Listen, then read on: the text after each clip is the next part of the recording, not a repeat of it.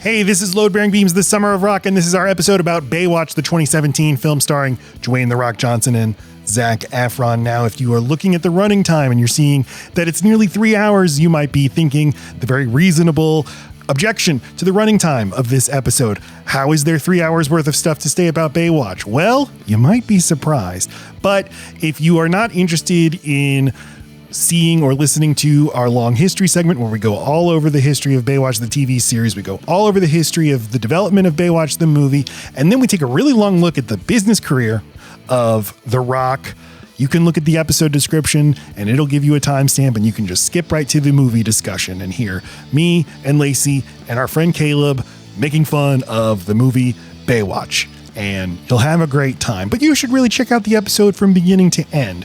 One more note, our great friend Caleb had to join us remotely, and I sent him kind of a crappy microphone, and for about the first half of his time with us, the audio on his microphone is a little wonky sometimes. That issue does clear up. You might not even notice it, but if that kind of stuff bothers you, I just wanted to flag it for your attention. It is not his fault. It is my fault because I sent him a crappy microphone.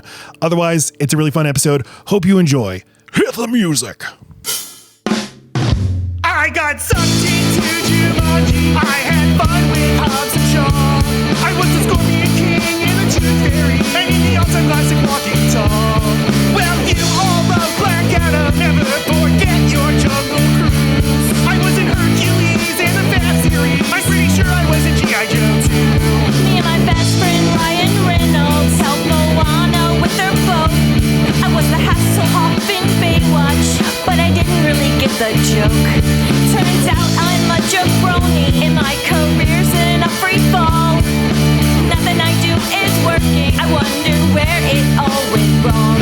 The Rock, the Rock, the Rock is in a hard place.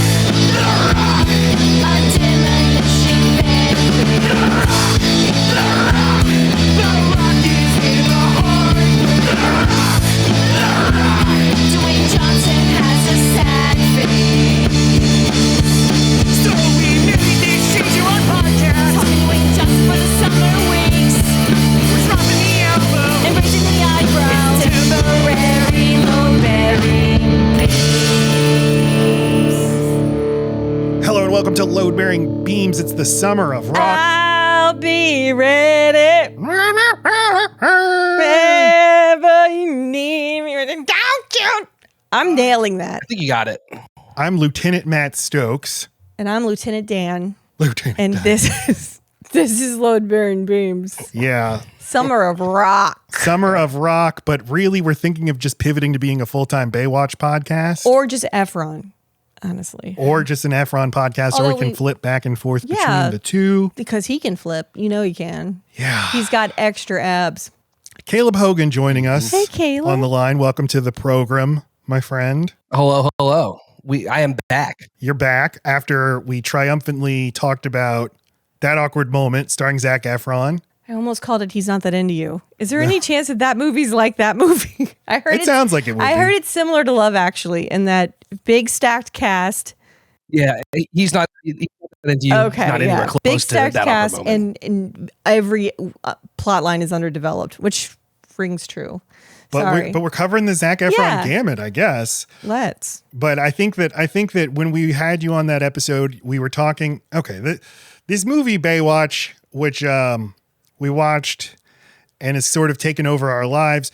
So a couple things. So Caleb likes most movies, but I think I remember asking you, like, can you just think of a movie you don't like? And I remember this being one of the ones you would point to as a movie you don't like. I did not like it. So I'll never get this. This came out in a time when the sort of television show movie remakes were getting big, because you had Starsky and Hutch a little bit earlier that was mildly successful. But Yeah. 21 Jump Street like really, really did well. And they thought, let's mine television. So I was flying to, I think, Sweden. And I was like, I'm going to run through all of these movies. And so I watched Baywatch and Chips. And I was like, this is poor choice. Not a good decision. What was better? I think Baywatch, because Zac Efron is that dude. He is. But I don't remember much of Chips. I was reading some stuff that was written in 2017, and I did remember people expected Baywatch to be enormous. See, that's the problem. Because of 21 Jump Street and because The Rock was so huge and Zac Efron was really big, and they're like, well, we just assume this will be like one of the biggest movies of the year. There was an Esquire article from 2017 why Baywatch will be the highest grossing movie of the year. And it was not. They flew too high to the hot guy's son. They just. I truly think this is a backlash of Americans being like, well, you're too fucking good looking, and then you just did this, so now we're going to be pissy about it. You said it's like they America were all on their period. Okay, yeah. Yeah. And when you said it, it felt right. It felt, because, I just started mine yesterday, and I was feeling like shitty about things that are fine, but I liked this movie, and it's the summer of the first Trump year presidency. Everyone was just feeling a little shitty and like, Zac Efron, you need more ab pros. You want to do a little obstacle course? Fuck y'all. This ain't Baywatch. That's what happened. But this is not a good movie. It's pretty fine. I understand why nobody liked it. I have some very pointed thoughts, and when we get into that. Oh, yeah. So wait. So just to step back. So it was one of the few examples of a movie Caleb doesn't like, and then you also said. You told us that story of you watching it on the plane to Sweden, and that you said, but I don't blame Zac Efron. I blame The Rock. Yeah. That The Rock reached a point in his career where he was like a hindrance to the movies he was in. And I couldn't agree with you more. And we've been exploring it all summer long. However, I've been looking for it. Can't find it. The guy's a fucking delight. Yeah, we have this theme song that now I feel bad about. Like we're way too mean to The Rock. We were wrong. No, he's an issue in this movie. We should have made fun of his capitalistic, mogul needs, where we should have poked fun at his energy drink and his vodka. But his movies. No, I think that's the meta text of the song. It's all about everything's now all about reinforcing the brands. You got to have your Terramana tequila in your movie and your Zoa energy drink in your movie. And okay, well, I haven't seen that yet. And Baywatch was an example of him being like, I'm not going to play an unlikable character. Why would he need to? He's playing Hasselhoff. Hasselhoff is likable. This movie calls for him to be a psychopath. Like, if they want to do the 21 Jump Street thing, yes. No, it doesn't. If they want this to be 21 Jump Street, which sometimes the movie's trying to be. They wanted it to be Baywatch. I don't think so. I think after watching an episode of Baywatch, I'm now an expert on Baywatch, and I'm telling you, that movie had the notes. These people totally think they're doing the Lord's work. And they're way out of jurisdiction. We're getting so ahead of ours. I think you have to play this earnestly. Well, they didn't play it earnestly or unserious. They struck the middle. That is exactly it. It is a nowhere. This movie knows not what it is, and I blame the director, but I also blame The Rock in his capacity as producer. You get a big produced by Dwayne Johnson and Danny Garcia, his ex-wife and business manager. You always have to say that. And just because you get a producer title doesn't mean you know how the fuck to produce something. No, he is the mogul. He is the auteur of this movie, and he took very tight control of his career. Did you see his around smile? This time? Did you see his beautiful smile? Lacey, the buck stops with him. Right? Exactly. He has a Caleb level smile. But we That's just perfect.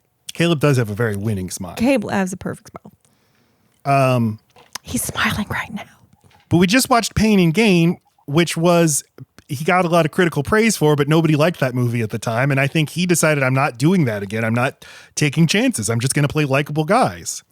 And I watched part of 21 Jump Street last night, and that movie establishes right away Jonah Hill and Channing Tatum are bad people, and they're bad police officers who shouldn't be allowed to have guns and authority.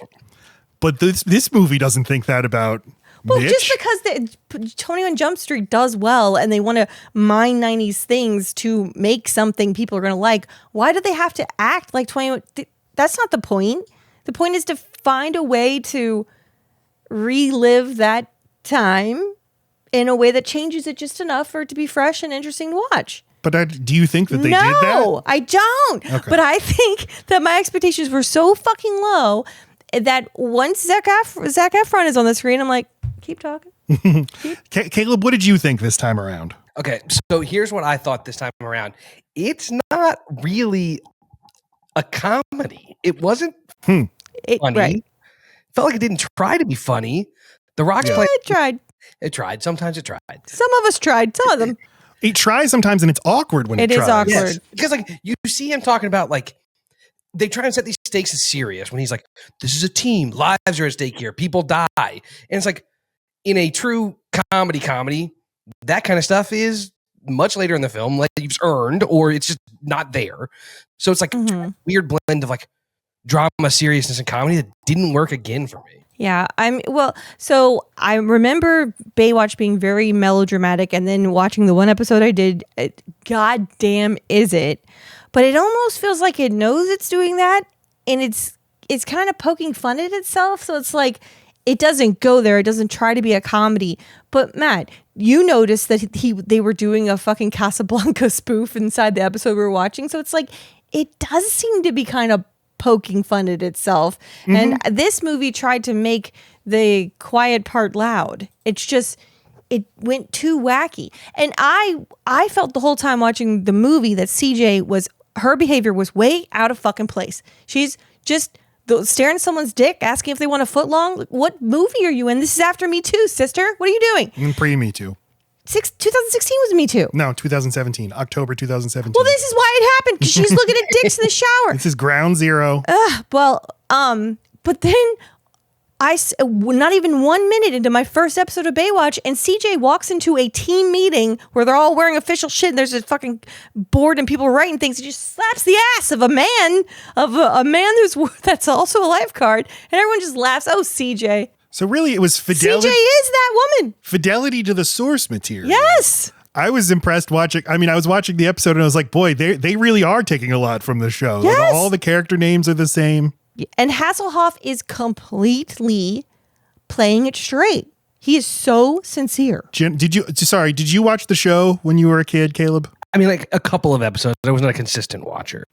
What I don't remember about the show, and correct me if I'm wrong, do they actually like solve crimes on the show? Or are They do, yes. They work hand in hand with the cop that wears short pants. He's black. That's real. I think they are a unit of the police. I can't really tell. Okay. Because he is lieutenant. And it's like, lieutenant of what? But yeah, if you are like an official law enforcement arm. The Bay.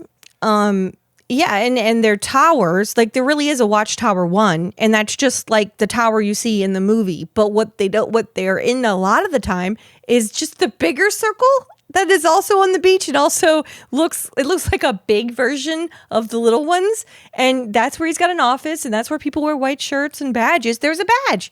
Fucking Stephanie was wearing a badge. Yeah. But yet, Lacey, you didn't watch it as a kid. No, but I now feel like I did. I did watch it. I watched it a lot. And when I told Lacey this, she's like, "Oh, you were a sick little pervert." And I said, No. This was like way before puberty. Before I was a pervert. I had no interest in women. I could not care less about the heaving boobs running on the beach. What I liked was like snorkeling equipment, and I loved the red things that they call that I now learned is called a rescue can. I was fascinated with that. Life stick. And I think I just liked all the rescuing. I thought that was really neat, and I was just obsessed with the ocean.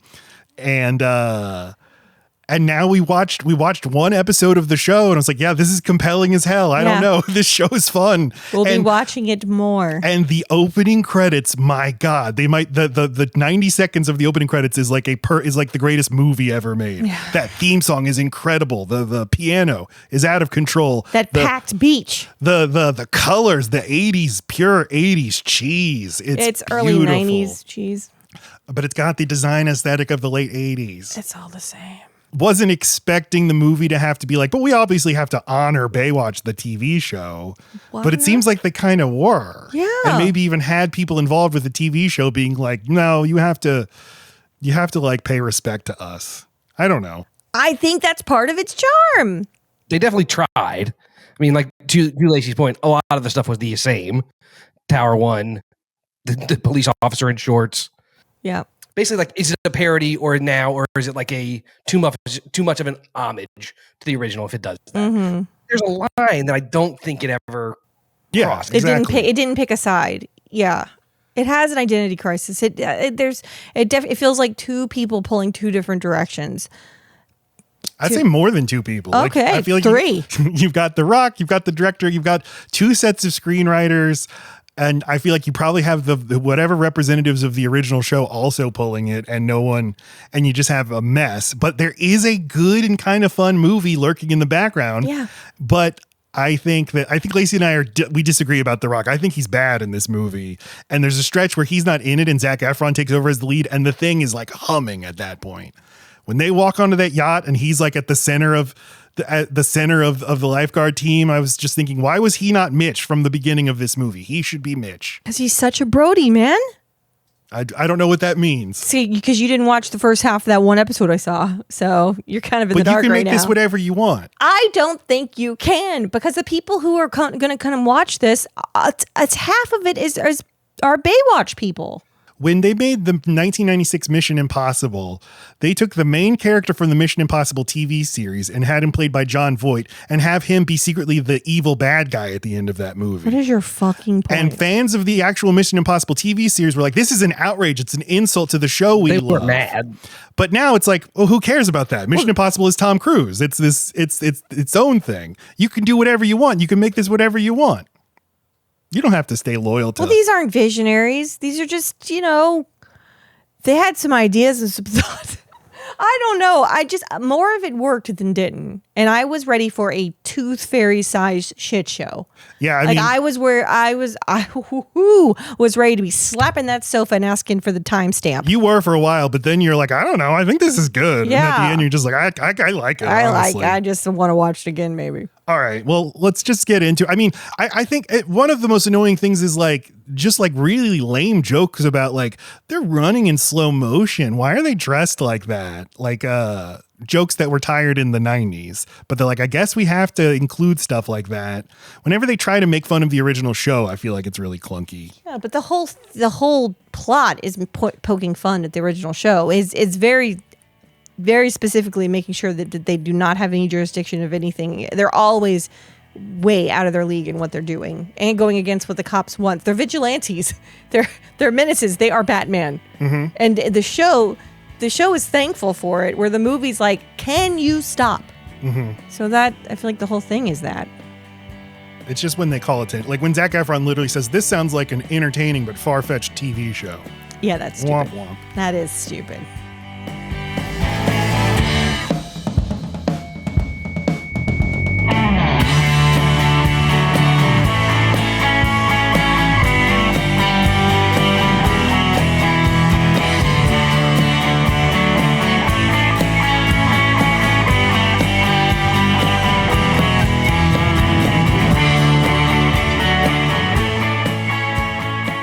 All right, let's get into the history of Baywatch, Baywatch the TV series, Baywatch the movie, and the business career of Dwayne Johnson. We're going to check in. The business of being a lifeguard.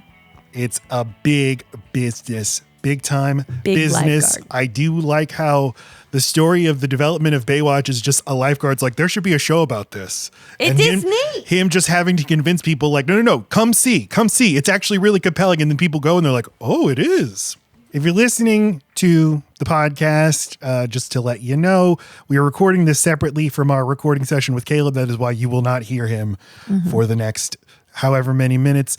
And as always, if you just want to skip to the movie discussion, take a look at that episode description. You'll see the timestamps, because I know not everybody cares about the history. And what a history segment. We have a robust, big, Are you being for real? History segment. Oh, yeah. So Fatty, Baywatch. guys. We're going to learn shit. Baywatch was created by Michael Berk, Douglas Schwartz, and Gregory Bonann. But Bonann really seems like the architect. He worked as a lifeguard in the 1970s, and he was obsessed with getting a TV show made about it. As I said, he was like, everybody's like, they should make a TV show about my job. But this guy was right. And he would tell people, and they'd be like, yeah, right, you're so interesting. But one day, in I think it was 1978, he happened to it was a routine save of the children of a TV executive named Stu Irwin. And Stu Irwin's like, hey, good save, son. Good save. Why don't you come on over to my office and I don't know, I'll show you around. It's a treat. Just a little treat for the life of my child. And it was at that office that he pitched him his idea for a TV show about lifeguards. And the guy was like, Stu Irwin was like, I'm going to help you. I think there's promise here. I'm going to help you refine the pitch and show you what you're going to have to do to actually sell the show. Mm-hmm. Then Bonann moved into the world of producing and directing documentaries for the U.S. Olympic Committee, where he used extensive slow motion. Many of the crew that he worked with on these documentaries would go on to work on Baywatch.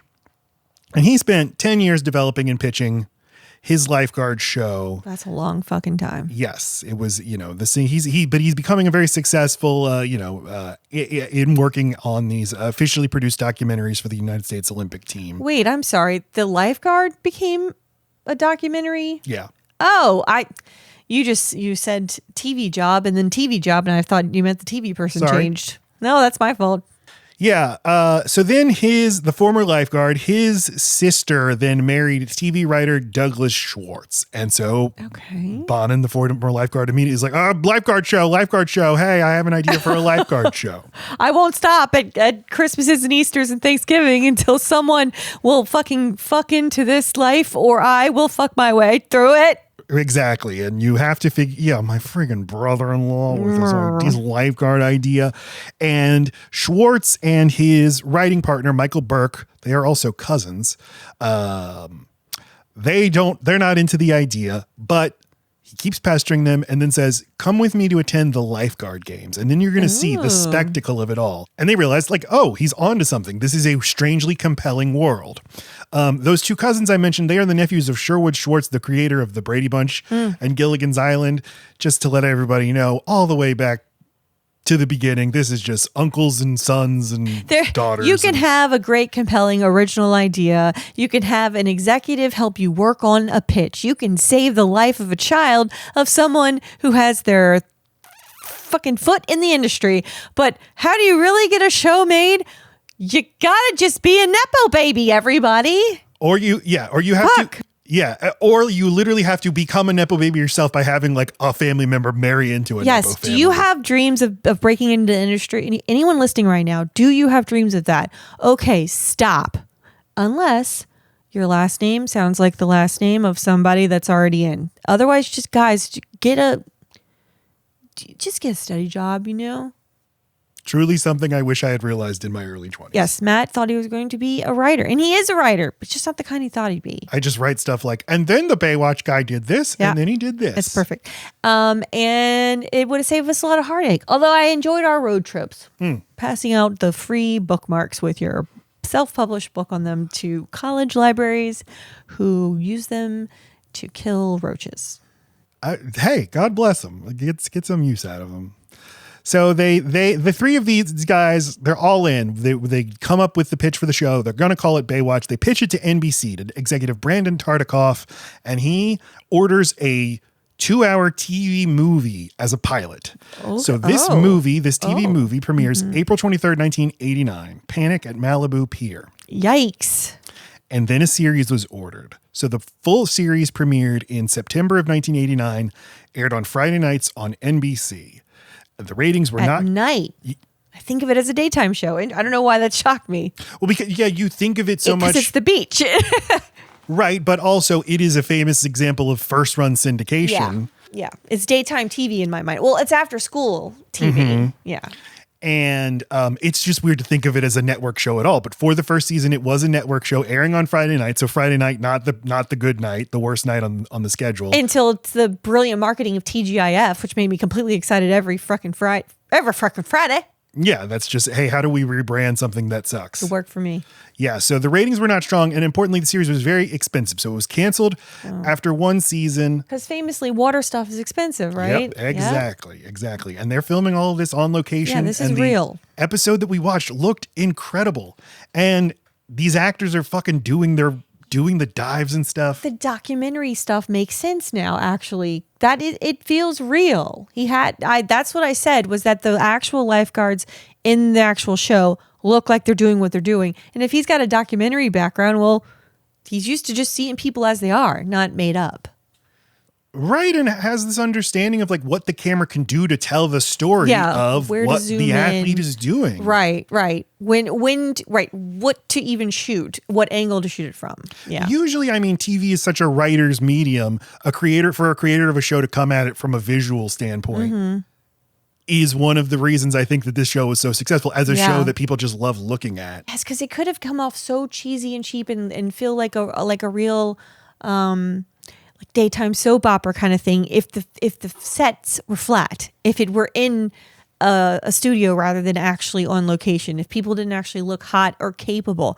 Like, the actors are clearly very athletic, and it looks like in a lot of cases they prioritize athleticism over even looks or acting. And what you said, which is so key, is they look real. Even though these are beautiful people, they look like they're really doing the job because they're wet and like sweaty and in the sun. And their tans are authentic. These are not, you can tell these aren't spray tans because there's even a little bit of skin damage. I mean that in the best way, I guess. It's just these people don't look spray tan. They look like they're working the sun. We are completely Baywatch pilled. Yes. We watched one episode. One fucking episode. Season 3. Season 3, episode 3. So the ratings were not strong in America, but in Europe, it was a little bit of a sleeper hit. And the European distributor got in touch with the production company and like, hey, you're going to be making more Baywatch? And they're like, no, we got canceled. And they're like, oh, that's too bad. So the creators went to their uncle Sherwood Schwartz and they're like, what should we do? And he's like, Uncle, I made all my money in syndication from the Brady Bunch and Gilligan's Island rerunning for decades and decades.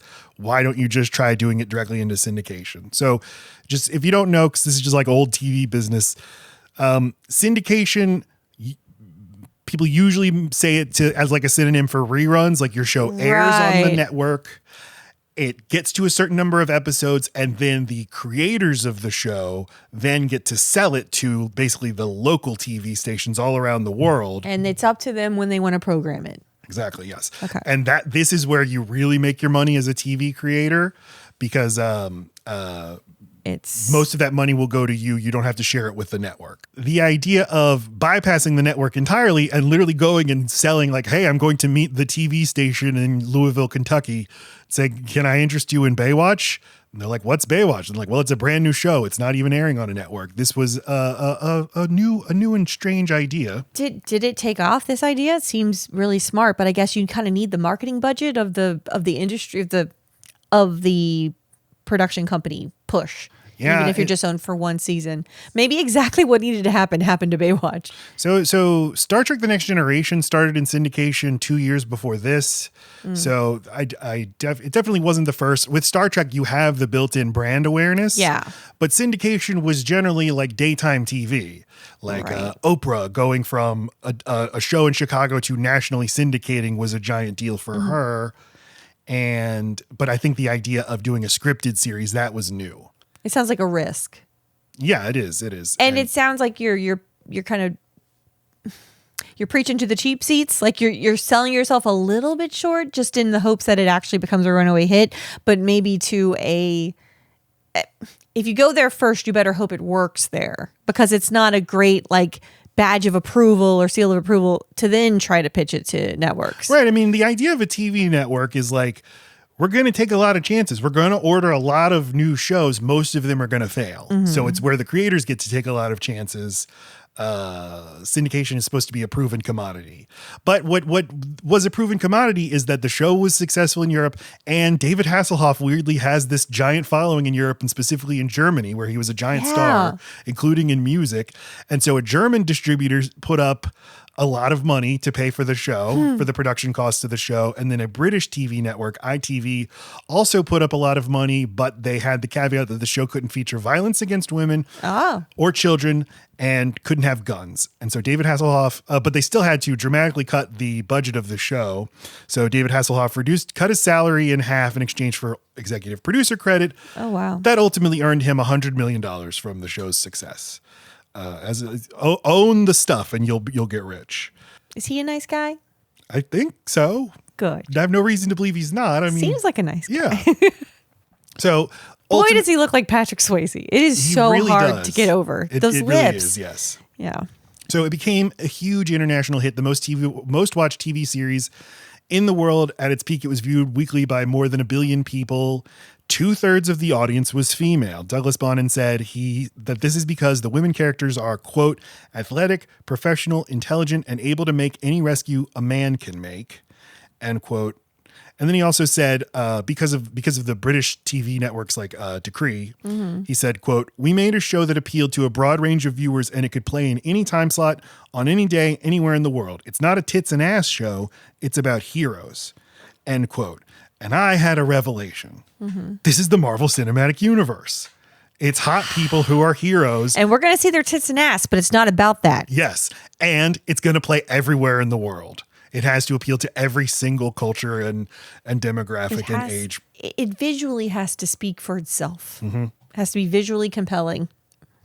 So Pamela Anderson, when her sex tape was stolen and published in 1996, foreign distributors demanded she be fired from the show. It's her fucking fault. But actually, the show's ratings went up as a result of that. All right, let's get to the movie. A long time they spend in developing a movie out of Baywatch. They announced in 2004 that they were working on developing a movie. And I thought maybe the model they were going to be using was the Brady Bunch movie from the 90s, where it's really just making fun of how silly the old show was. But I don't think so, because the producers of Baywatch were always involved. And I don't think there was enough distance, but Baywatch had been so memeified, and it was like a recurring thing in Friends of making fun of the slow motion running. And this is just what guys watch because they're horny. That you could never have made a straightforward Baywatch movie, or at least that was Hollywood's attitude. And so they keep hiring comedy writers to write a Baywatch script. They get Robert Ben Grant from The State and Reno 911. He's hired as writer-director, doesn't ultimately direct, but he and Thomas Lennon, also from The State and Reno 911, they are credited on the movie as story by. And things finally get off the ground when Dwayne Johnson is announced in 2014. And again, the three creators of Baywatch, they are also heavily involved. Also, The Rock's producing stooge, Beau Flynn, he's the lead producer of the movie. Ivan Reitman is involved as a producer. You just have a lot of cooks in the kitchen of this movie. To direct, they hire Seth Gordon. You know what? On the point of too many cooks, can I just guess what did have their shit together from the very jump and only had one cook in that kitchen? What? Wardrobe. It's on point. Everyone looks like they're part of the same team, and even when they get dressed up to go do their other stuff, everyone's wardrobe in this movie is good. Yeah, it's immaculate. And some of the most compelling things are just look at them walking. Yes. Again, I don't just mean the team. I mean, as a package, you could tell that was cohesive. Okay. Yeah. From the bad guys to the cop to everybody. The final screenplay credit goes to the team of Mark Swift and Damian Shannon, who are best known for their work on the Friday the 13th series. They wrote Freddy vs. Jason and the 2009 remake of Friday the 13th. And I like both of those movies. Don't like the Baywatch script very much, but I don't know. I think that's weird. Hey, you wrote some Friday the 13th movies, write the Baywatch movie. Yeah, they're a little skimpy on dialogue. I would think. Right. Yeah. For a comedy, a verbal comedy where we're doing lots of... Where we're relying I guess they're we're just going to let him go, man. Who? Gonna let The Rock just riff. Yeah, right. But it's weird because he is a wrestler. That's what you do. You go up there and he's one of the great promos. I don't know. This movie's so confusing. Okay, but you stack a wrestler up against a comedian, and then they look not as talented. Yeah. Unless you're what's his nose, who's just a very talented comedic actor in addition to being a wrestler. I'm gonna think of his name. It's coming. He's hot. I'm gonna think of it. Help me. Cock blockers. Come on, man. John Cena. It's the only person I'm ever thinking of. Yes, okay. John Cena. You could have been thinking of Dave Bautista. It's the only person I'm ever. Dave Bautista's not known for riffing. He's known for his physical presence. Yeah. So, all right. Seth Gordon is hired as the director. Seth Gordon directed a great documentary of King of Kong, Fistful of Quarters. And then he directed 4 Christmases, Horrible Bosses, and Identity Thief. Okay. So just a comedy hack. Just a mid. And yeah. Not one of the better comedy directors from this era. No, but not the worst. These are not the worst movies of this era either. I guess. They're fine. But he does such a poor job with the movie. This tone is all over the place. Well, but that's assuming he was in charge of the tone the whole time. It doesn't seem like anyone was in charge the whole time. Well, yeah. I mean, it seems like Dwayne Johnson is in charge the whole time. I don't think so. I think some of it got away from him. Okay. I mean, I guess like the big boner gag, I guess you could say that's locker room. He does a lot of dick stuff. If these were all his ideas, a lot of dick stuff in this and movie. Doesn't seem like his heart's in it when he does the dick stuff. Like I heard some older boys in the wrestling locker room talk about dicks, and that's why I want to talk about them. That's true. But that is like one of the best scenes is when he's taking a picture of Zac Efron meddling with the dick in the fucking mortuary or in the morgue. Maybe in fairness to Seth Gordon, he had very little time with Dwayne Johnson was apparently simultaneously filming Baywatch and Fast and Furious 8.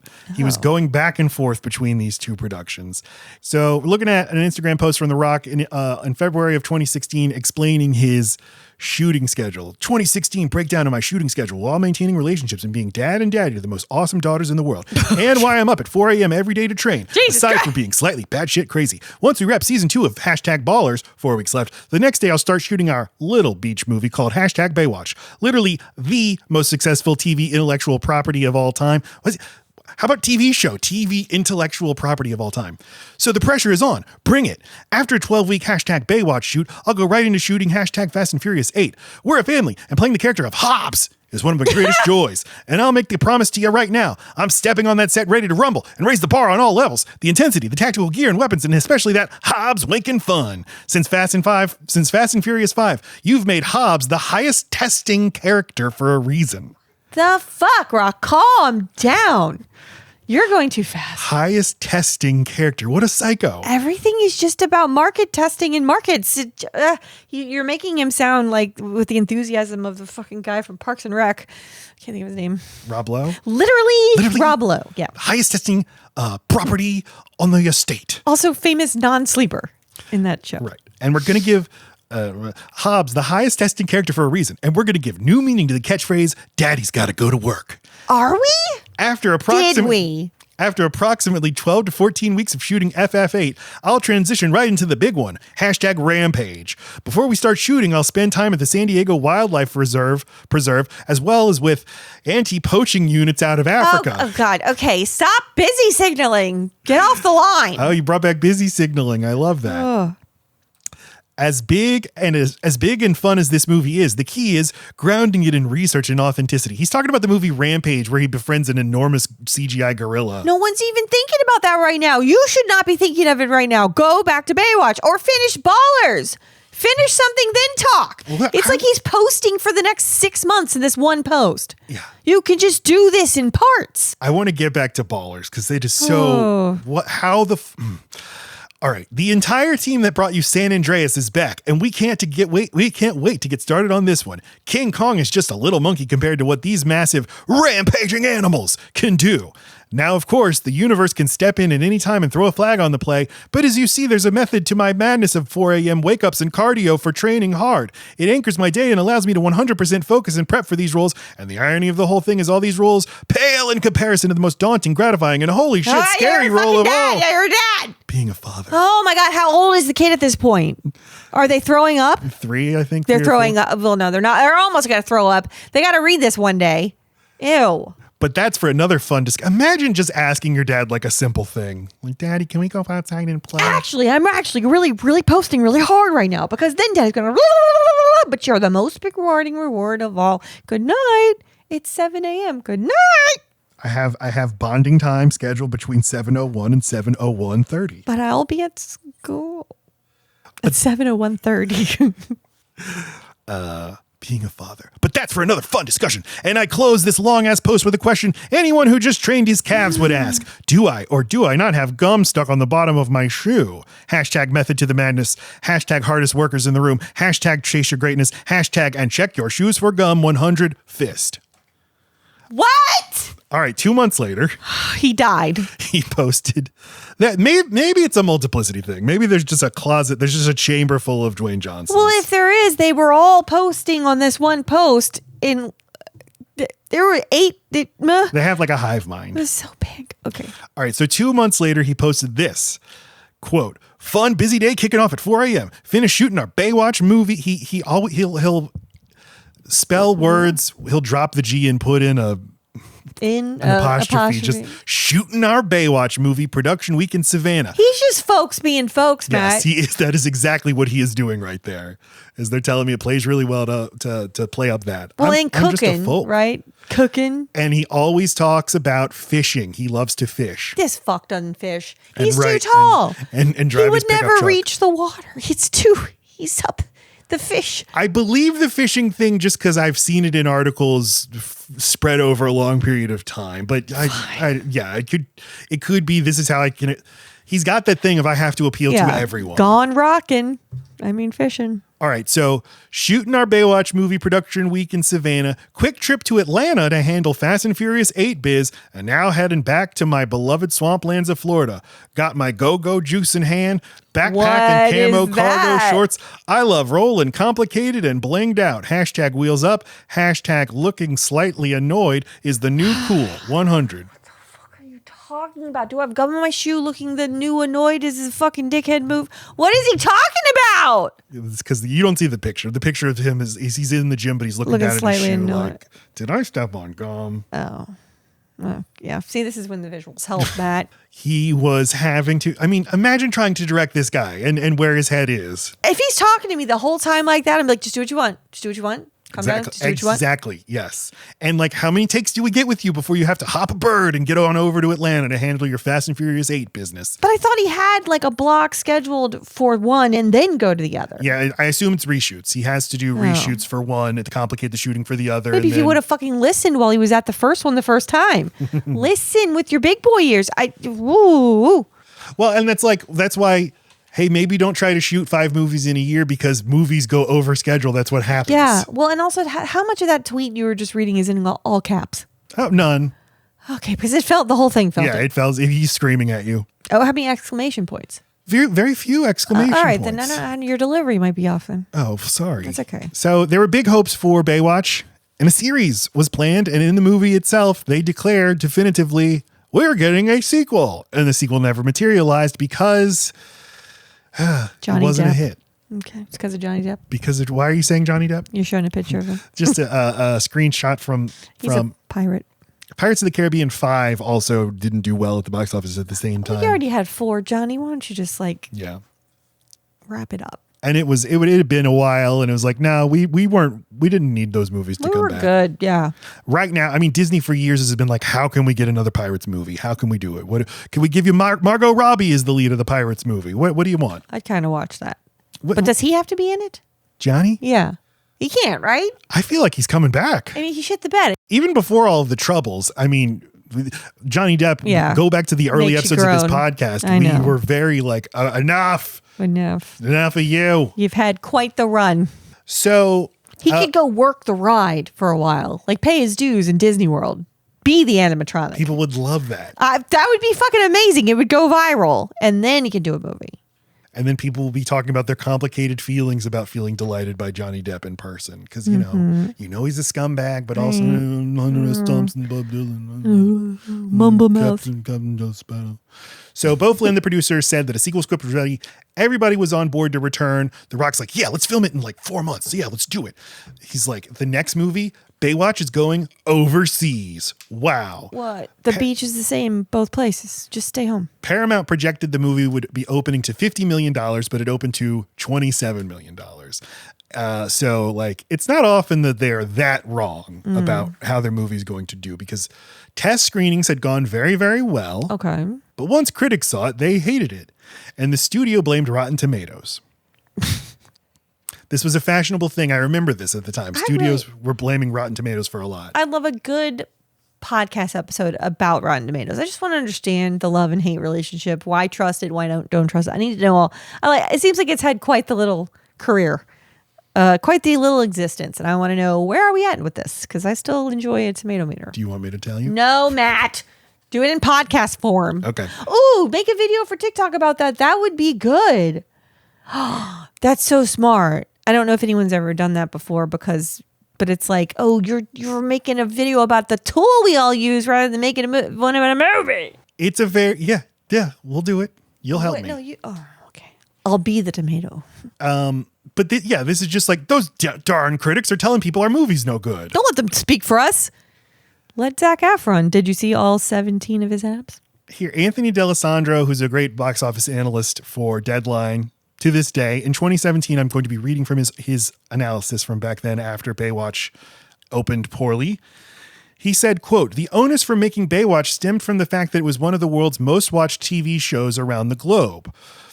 And Lacey, I want to hear what you think about this. "But the brand comes with a lot of baggage. First off, it's a guilty pleasure and cheesy, and it's inherently sexist. All of these factors proved a challenge for Paramount when tailoring trailers. If positioning wasn't right, the results would flatline. Another problem, most under 25 aren't familiar with Baywatch as a TV show. That demo turned out at 45% and enjoyed the movie, but they didn't show up in great numbers. More females showed up, 52%, than guys, 48%, as Paramount sold the comedy on its beefcake assets and not its babes, yielding a lower turnout among males. Let's not forget, Baywatch was always a guy property." Well, he's wrong about that. He's wrong. So why did 21 Jump Street work again? It's a less complicated brand than Baywatch. And even though Mission Impossible broke through in 1996 in regards to TV adaptations on the big screen, 21 Jump Street broke the mold as far as a cop show being completely reimagined as a comedy. Yes, well, also it wasn't a beloved thing. No one was feeling precious about 21 Jump Street. Yeah. You took something that people were not. If you loved Baywatch, you also had to defend it because it was kind of a joke. But to know it is to love it, but to know of it is to make fun of it. So you're this is a protective audience if you're trying to tap into.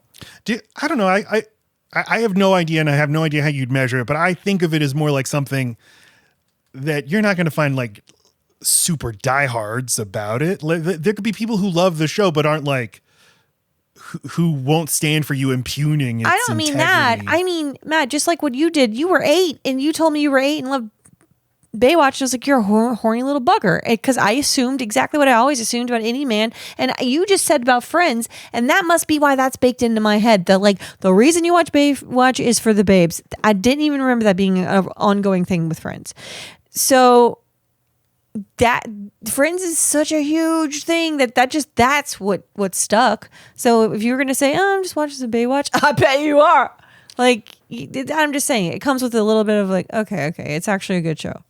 Yeah. It comes with that. And I never porn exists. I mean, I don't know. I don't get why. But at 4 p.m.? I guess it's the same people who make jokes about can't wait for the Sports Illustrated swimsuit issue. Why? But I get for that one page. But pornography exists. You could purchase pornography. Yeah, but it's about seeing girls who aren't letting you see all of it, but see most of it. That's the real stuff right there. But I mean, how do you sell this movie? Do you sell it as look at these sexy people? Do you sell it as a straight comedy? Do you sell it on Baywatch nostalgia? Right. Yeah, it's tricky. You get a different answer no matter who you ask, I'll bet. All right, we're going to do a little business corner on Dwayne Johnson. Get in the corner.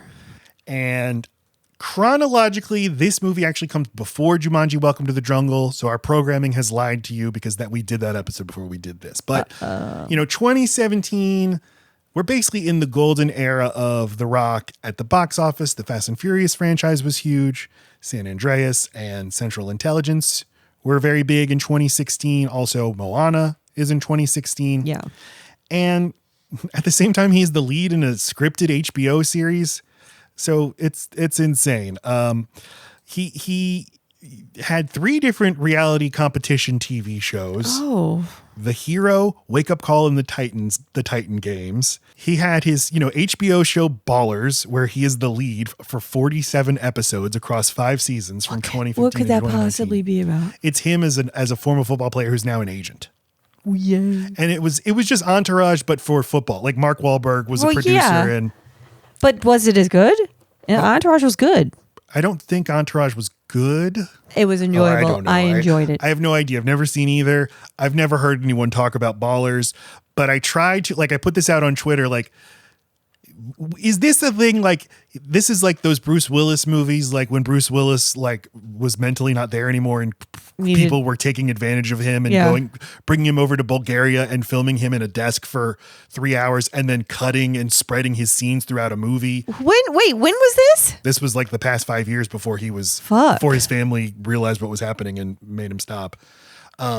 But no, I mean, is this like you get to film with Dwayne for 2 days and you just cut his scenes and spread them throughout a series? It's just him walking. How can he make a TV show where he's the lead actor on a TV show and also make multiple movies every year? It makes no sense. He does not like his children or being at home. I don't think he sits still. I don't think he can. What are you talking about? Being a daddy is the most important thing in the world.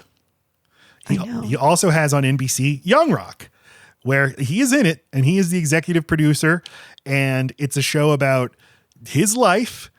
You get to see him in 4 different periods of his life with actors playing him at different ages. And the framing device of the show is him in the year 2032 running for president and telling stories about his life. And that is Young Rock, which ran for 37 episodes across 3 seasons on NBC before it was canceled. Fuck's sake. So, all right, let's talk about his business. Oh, I'm oversaturated. In 2011, when things weren't going so good, this is, in the aftermath of Tooth Fairy, he decides his career needs a reboot. So he fires his team, and I'm going to be reading extensively from an article by Stephen Galloway from The Hollywood Reporter, a 2014 piece called The Drive and Despair of The Rock. Quote, 5 years after Johnson started wrestling, a 2000 hosting stint on Saturday Night Live led to The Mummy Returns, which was followed by more than a dozen films, including 2005's Be Cool, 2007's The Game Plan, and 2008's Get Smart. Still, the star knew something was wrong. I was told that I had to conform to a standard in Hollywood that would get more work, better roles, he explains, which meant I had to stop going to the gym, which meant I couldn't be as big, which meant you had to distance yourself from wrestling. You essentially had to deconstruct yourself. For a while, he says he bought into that, in part because he did not have the high-level industry contacts he could turn to for advice. That's interesting, especially if he doesn't come from that world. Yeah. All his contacts are in wrestling, and right. I think the influence of Vince McMahon, we'll turn to that in a second. But Vince, who's just spent his whole career trying to break into Hollywood and never being able to. Right. Then that started to not feel good to me. It reached a point of, I'm not feeling authentic. After Tooth Fairy, says Garcia is his ex-wife and now business partner, we recognized that Dwayne was moving away from his core of who he was. First, they changed publicists, but it was only after a long telephone conversation with Garcia and business manager Howard Altman in 2011 that Johnson realized he had to go further. The real turnaround came after CAA put together Johnson's Fast Five deal, when he debated returning to the ring for the first time in years, a move his representatives at CAA strongly cautioned against. He would do so, return to wrestling in April 2011 for WrestleMania 32. No, that was not. No, that's 20. Sorry, Roman numerals. 28. That was when he bolted. On Vince McMahon's advice, Johnson spoke to William Morris Endeavor's Ari Emanuel, who flew to Johnson's Florida home the next day and invited him and Garcia to a meeting in LA with about 150 WME staff, including the man who would become Johnson's key rep, Brad Slater. Johnson was stunned by their enthusiasm and hunger, a hunger he shared. I felt there were bigger and better opportunities, he says. I also felt there was franchise potential, hopefully multiple franchises in every genre, whether drama or comedy or action comedy. I thought, I want people around me who see this too. And if we fail, that's okay. We are going to fail swinging for the fences, end quote. So I know that's a lot, but it is just this interesting pivot where he's been on this certain trajectory with a certain team who are managing his career, who just don't seem to have the ambitions for him that he feels like that's not true. They were trying to turn him into a movie star. He doesn't seem to want to be one. He wants to be a movie seller. And he listed off all the things that were his best roles, but they weren't authentic because that's not what an actor does. You're not authentic when you're acting. You're acting as a different person. Right. And he kept being, he just wants to be him and that be enough in every single thing he's in, to the point that his fucking network TV show is just his life. What other person's done this? Yeah, I think Chris Rock. Didn't he do like Hate Chris or Everybody Hates Chris or something like that? I didn't know that that's what that was. I thought it was.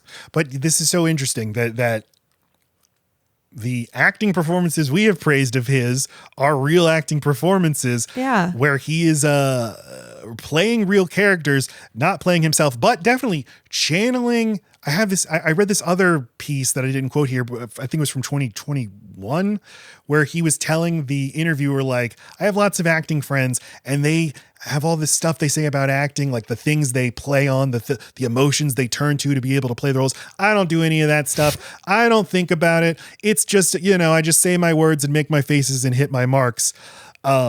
And I don't know if he's lying or if he's just totally delusional, because the best performances of his, we have pointed out, they all have in common this sort of body dysmorphia, which, I mean, I'm sorry. I know this is armchair psychology. Clearly he is not comfortable with a human body. Right. And he's also not comfortable changing the one he's used to. Even if he's not comfortable in it, it doesn't know exactly what to do with it, or even understand like the tool he is wielding.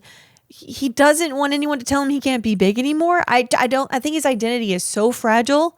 It has to be the same package he's always understood it to be for it to even make sense to him at all. Uh-huh. The movie Central Intelligence, which was a big hit, it's a very good performance of his. It's like the most successful comedy performance he's given. He's playing a very strange man who was a fat teenager. Right. And in that movie, there's a pivotal scene where he sees himself in a mirror and he sees the fat kid, and it's like this guy who looks like The Rock, but he still feels like a loser fat kid from high school. And that is clearly what drives him. And it's a very, very good performance.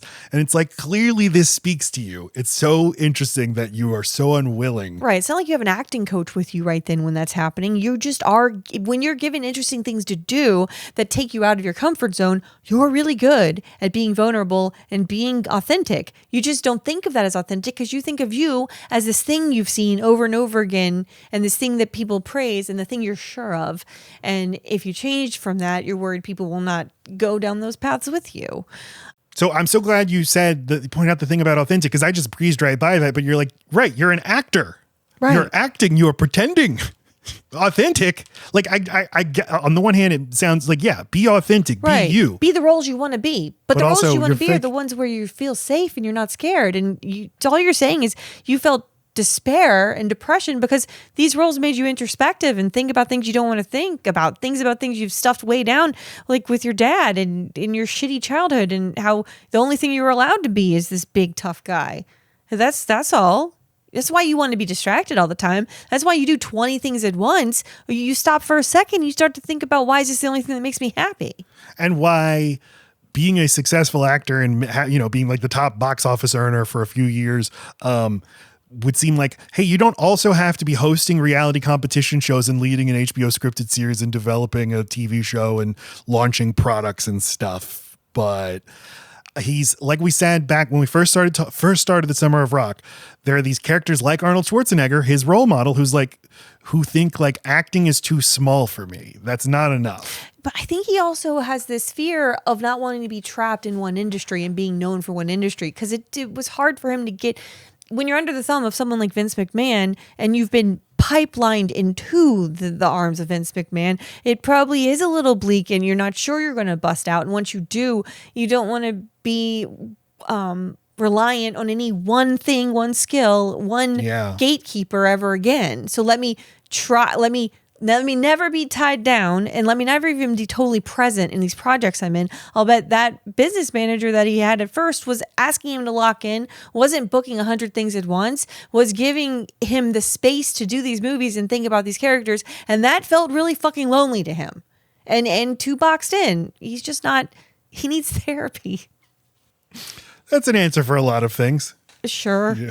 I'm saying it's like often the right one. He's going to work himself into a grave because that's where he wants to be. He doesn't want to think about these things. So you mentioned Vince McMahon, an underrated influence in his life, and the saga of Vince McMahon and the absolutely horrendous allegations against him, sexual assault and sex trafficking allegations. They're huge, too vast to really cover here. But basically, Vince McMahon resigned from WWE in 2022 because of sexual harassment allegations.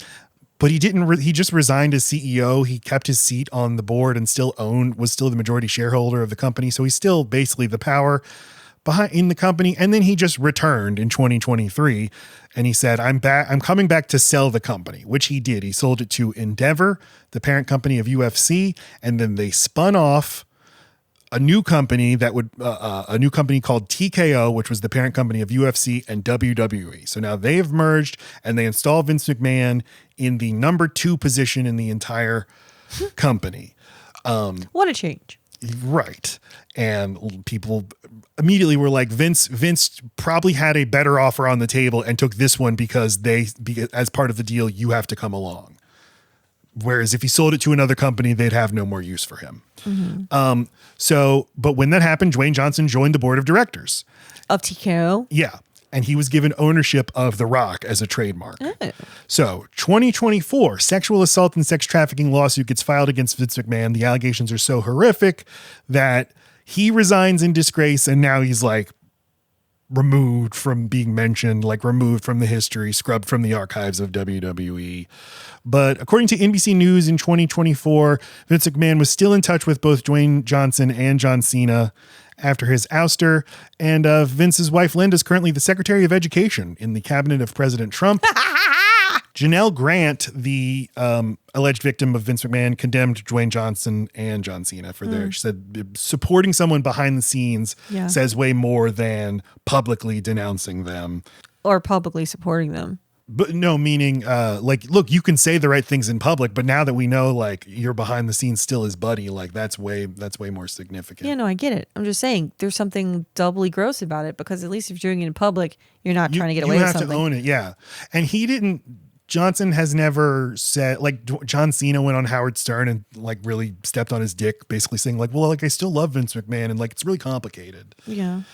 All of these wrestlers have abused children relationships with Vince McMahon where they view him as like a father figure they can't detach from. Mm-hmm. Look at Bret Hart to see like the most like tragic version of it. Anyway, just felt like we hadn't mentioned enough that The Rock's attachment to Vince McMahon and the sort of weird influence of his career. But back to The Rock firing his team, back to the 2014 article by Stephen Galloway. So after Johnson fired his team, it said, quote, since then, his star has soared. He helped propel G.I. Joe Retaliation to a worldwide box office take of $376 million, $75 million more than its predecessor, and boosted Journey to The Mysterious Island to a worldwide gross of $335 million, nearly $100 million more than Journey to the Center of the Earth. More impressive, after he joined the Fast and Furious ensemble in 2011, its earnings doubled, with Fast 5 making $626 million compared with its predecessor's $363 million. Fast and Furious 6 went on to generate a whopping $789 million. So the interviewer asks Dwayne Johnson just, what do you want? And he says, what do I want?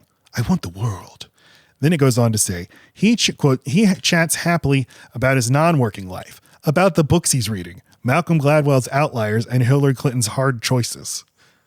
The TV shows he's watching, HBO's Real Sports, Ballers. Oprah's Life Class, Life of Rock, and Locked Up Abroad, and his love of fishing. I'm a passionate, hardcore fisherman. When do you do it? He also speaks openly of his live-in girlfriend, writer-musician Laura Hashian. Stop. He says of her, she embraced and loved me at my very worst and lifted me up to be my very best. And of his ex-wife and longtime manager, Danny Garcia, 45, whom he met as a student and they divorced in 2008.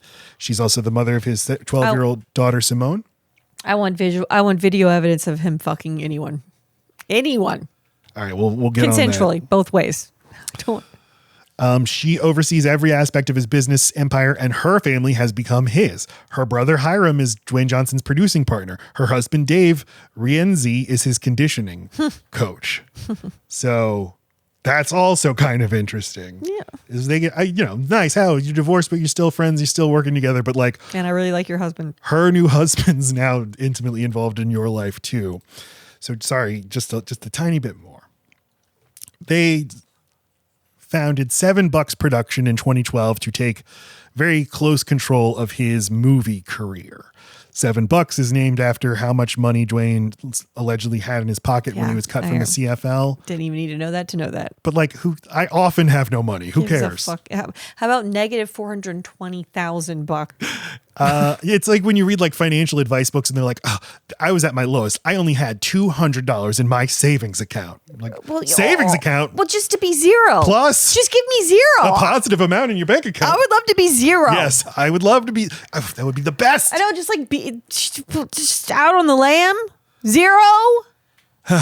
So, in 2020, he launched Terramana Tequila. It's valued at $3.5 billion. Which is it really? He purchased the XFL from Vince McMahon in 2020 after its aborted relaunch got interrupted by the pandemic. And then in 2023, XFL launched for a third time and then merged with the USFL and formed the UFL. So he is a giant part of the UFL. He launched Zoa, brand new energy drink, in 2021. In 2022, he said on Trevor Noah's podcast that multiple political parties had approached him about running for office after a poll showed that 46% of Americans supported him running for president. He's going to be so devastated. He's going to be so devastated when he steps. I don't think his psyche can handle this world. He doesn't have it. I know. Like, he's really gonna have to get his hands dirty. He's really gonna have to like speak up for himself. He's gonna have to wrestle with his whole tie to Vince McMahon. All the things he's trying not to do and say publicly, politics will force that out of him. Because let me just read this last part and then we'll discuss that. That poll came out in 2021. He posted on Instagram, I don't think our founding fathers ever envisioned a 6'4", bald, tattooed, half black, half Samoan, tequila drinking, pickup driving, truck driving, fanny pack wearing guy joining their club. But if it ever happens, it'd be my honor to serve you, the people. He claims to have voted for Obama twice and said that will be made public. Did not vote. That is public. And then did not vote in 2016. But in 2020, he endorsed Joe Biden. Okay. But then in 2024, last year, always with his finger in the wind, he said he was interviewed on Fox and Friends. And this is when he started doing a soft, like anti-woke pivot. He said about his Joe Biden endorsement, quote, "What that caused back then was something that tears me up in my guts, which is division." The fuck are you talking about? You took a stance. The takeaway after that, after months and months and months, I started to realize, like, oh man, that caused an incredible amount of division in our country. He's talking about him. Your fucking endorsement did no such goddamn thing. I wouldn't do that because my goal is to bring our country together. I believe that in my DNA. So in the spirit of that, there's going to be no more endorsements. End quote. So, you're going to have to pick a side if you run. Unless you're the independent rock party. He's going to fucking do that. He's going to be the rock party. So maybe you'll disagree, but to me, clearly he's a Democrat. He's just your standard milquetoast. I mean, yes. He just doesn't like the blowback or the pushback from a very divided country not liking one or other. You were going to get half the people not liking it. Or it is a half and half. Look at the results of every election. Yes, right. I know. And he's like, oh, I wasn't expecting it to create so much division for me to say. He's too much of a people pleaser, of a fucking no, guys, don't fight. He's too much. He could never. If he got into politics, it would have to be some sort of neutral position, which I don't even know if that exists. He needs to go to Switzerland. I don't know. Well, his personality fits right in with the Democrats. Yes, of the neutral position you describe is where I think Democrats are. Is just like, oh, we just need to heal the divisions and like our country is great when we are good. And all that. Yeah, I want to reach across both aisles. Yes, exactly. I'm in the middle reaching. Whereas the Republican Party now, you have to be like fucking, you have to be heel rock. You have to be. I thought you were heel rock. Okay, got it. You have to they've had Donald Trump. They don't want the fucking like watered down person like spewing pablum and quotes about how he could never. That's what I'm saying. Like he only could be on the a Democrat, and I kind of think that Democrats are destined to only have celebrities in the future because their brand is so tarnished. So maybe this will happen, but. I think he's just going to retire to some sort of like daily TV show situation, like a nighttime TV. Like that just seems like where he'd be happy, where he could ask happy things to happy people who are happy to see him. But He's gonna be Martha Stewart. She doesn't sleep. She can't sit down. She doesn't like her kids. That's what he is. or Jay Leno, because he hosted the Tonight Show every night and then on the weekends went to Lake Tahoe to do stand-up comedy and never touched his Tonight Show money. And he said something like, the worst thing for me is if I took a vacation because I might find out that I like it. And he's like, no, I can never stop. Never, ever, ever stop. Yeah, but there's something about Martha Stewart where she's a mogul, right? She has a brand. She sells things. She shows you how to cook things. She's a personality. She's a businesswoman. Like she does not stop. And she's like she runs her whole estate, and she's like the lead gardener in it. Like she just knows how to do all of the things, and she never fucking wants to quit. And her best friend is Snoop Dogg. That's so cute. So like, I don't know. I just could imagine him just busying himself as he gets older and it's a little bit slower in something where he can be a whole bunch of things inside of one thing. I think that makes a lot of sense. Some sort of variety show. Or an Oprah. Yeah, I'm sure he worships Oprah. So Martha Stewart's smart in how she can be a segment where she's showing you how to do something. It's in a segment where someone else is showing you how to do something. She's just talking. It could be her on location. He just doesn't want to sit still. He can feature his kids or not. He needs to stay a very just pleasing household name. He needs to be loved. That's why he's never comfortable as a heel or a baby face. That's not what anyone wants. Go to therapy, Dwayne. Learn. Just go to therapy. Yeah. All right. That's our history of Baywatch. Thanks for enduring all of that. Okay. You're welcome. Thank you, Lacey. Mm-hmm.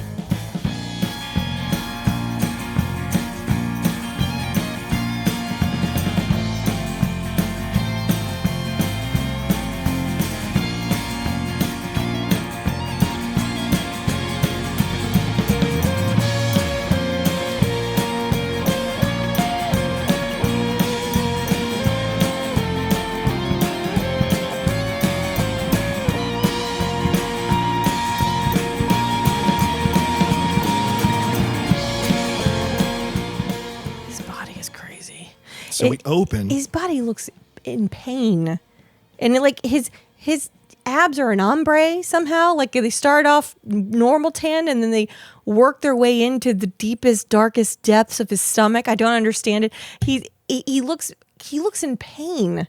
You're talking about Dwayne or Zac Efron? I'm never talking about The Rock when I'm talking like that. I'm talking about Zac Efron. You can get muscles. You have no control over how they appear. Like some people just don't have the physique to that's what I'm saying. The Rock was made for muscles. They are perfectly distributed. Zac Efron looks full of roids and he looks like he's starving himself somehow, and his tan is out of control. He looks older than he is. The tan is aging him in this movie. And still he's hot as fuck. So this is the first time I've seen his body and thought, okay, I can see what people are saying when they say it doesn't look right. Which they were saying after he did the Iron Fist. What was it called? The Von Erich movie. Iron Claw. Iron Claw, yes. Iron Claw. The White Claw. Yeah. I think that's what we had talked about last time. He got so big for the Iron Claw that it got weird. And he's on the way there in this movie where it's normally abnormal. He's large, but then in Iron Claw, he doubles his size and it gets even weirder. So let's talk about Baywatch. We open in Emerald Bay, an unspecific locale. This was filmed in between Catalina, Boca Raton, Florida, and Savannah, Georgia. Okay. Somewhere between those two things. It is supposed. No, I mean they flip back and forth. Some stuff is filmed in Florida. Some stuff is filmed in Georgia. And none of it filmed at Riverdale, my high school. No, not 21 Jump Street, That's right. Which, if you watch 21 Jump Street, it is so, because we all grew up in the New Orleans area. You saw my locker, baby. 24. Locker 24. I have no. Okay, go ahead. All right, so we open. Dwayne Johnson he's Mitch Buchanan. He's making love to his lifeguard shack. But then there's like a music sting and he sees a guy windsurfing and it's unclear how he knows this guy's in trouble because nothing has happened to the guy yet, That but is somehow not he just true. knows. The yellow flag blew and a big gust of wind and it shot him into the sky. That's not how far you go when you're in one of those things. Okay, I guess you are more attuned to the lifeguard. I'm more in tune to world than I watching the am. movie like a normal fucking person. Oh shit. Yeah. You didn't have to say that. Well, I did. So there's a music sting and he dramatically takes off his sunglasses, runs. You get some like amazing slow motion shots of him diving into the water With his shoes on. with his shoes on, with his shirt on. I don't want to be weird, but I've spent so much of the summer at pools. And I have noticed a trend with children. Most children now wear shirts into the pool. Because of perverts like you checking him out at the fucking pool. I was afraid of how it would sound, but yes, I don't know. Is this Caleb has thoughts. What do you think of children? No. No, I don't have thoughts. Not the pool. I still go shirts off at the pool. Probably should stay shirts on. But I do too. guess I think Yes. that's like a skin cancer thing. Oh, these kids, they need to toughen up. It's a lazy drunk Which is- wine mom thing, okay? At Cross Gates, there's just a whole lot of ladies drinking and not watching their children. And the more skin you cover up, the less you got to put sunblock on. Yeah, more like woke gates. Am I right? Oh You my know? God. It's out of control, people. We got to go back, get skin cancer, eat peanuts. But they're all wearing, what they're wearing in this movie. Rash Like, guards. yeah, that's what it's called. Yeah. Yeah. But so far, like everything in the movie is, this is Heightened. this is the first sign that things are off because it's all like played pretty straight, but then the title of the movie dramatically rises out of the ocean and these dolphins jump out into a synchronized thing. So you're like, sorry, what is this? Wait, but there's nothing straightforward about what Mitch is. He like the beach speaks to him. Like he is obviously like way too well known, way too. This is before that, though. I'm just saying the dolphins is when I thought, what is the tone that this movie is going for? Yeah, you're right. Yeah, because a fucking bloody head injury where that guy would definitely die if Mitch had not been on the bay is not super lighthearted. Yeah, it's not. Actual blood. I don't need the actual blood. Like if we're going silly, let's just go bonk and then little bird fish are swimming around his head. And sorry to keep bringing up 21 Jump Street, but that is so obviously what this movie is trying to be, or at least was the reason it was greenlit. 21 Jump Street opens with The Real Slim Shady by Eminem playing and Jonah Hill getting out looking of a bus in 2005 looking like Eminem. So you know right away this is supposed to be a broad comedy. Yeah. Anyway. But yeah, then we see Mitch go on the beach and everyone loves Mitch. Everyone loves Mitch. Like, Mitch, you saved my... He's so well known. Yeah, and Because he saved everyone. This is a bunch of clumsy idiots. You saved my aunt. You saved my sister. You saved my marriage. You saved me, so I build a sand sculpture of you every day. It's fucking weird. At some point, I think they mentioned Mitch has 500 saves, which is like, this must be the most dangerous beach on earth. That's what, yes. Because like, if you're considering a save, like it saves a life, like there's a lot of people in trouble in his career. See, I heard that number and I thought the opposite. I was like, that's not, to quote Beavis, that's not that much, really. Well, look, I don't know. You're looking at a mile of beach as I don't know how much a lifeguard, but I mean, 10 people in the water for 2 hours, one of them's going to get hurt in some way, and then add like children, add equipment, add surfing. Well, I want to know what constitutes a save because I was putting the buoy in the water. I was at the pool with our son, our little boy, our autistic son, and he's not an aesthetically pleasing swimmer, but he is a very good and competent swimmer. But the lifeguards in this movie are heroes and beautiful superheroes. But in my experience, they're bored teenagers who just shout, don't run, over and over and over again at you. And you're like, he has autism. He's not going to follow your rules. And they're like, he needs to not run, sir.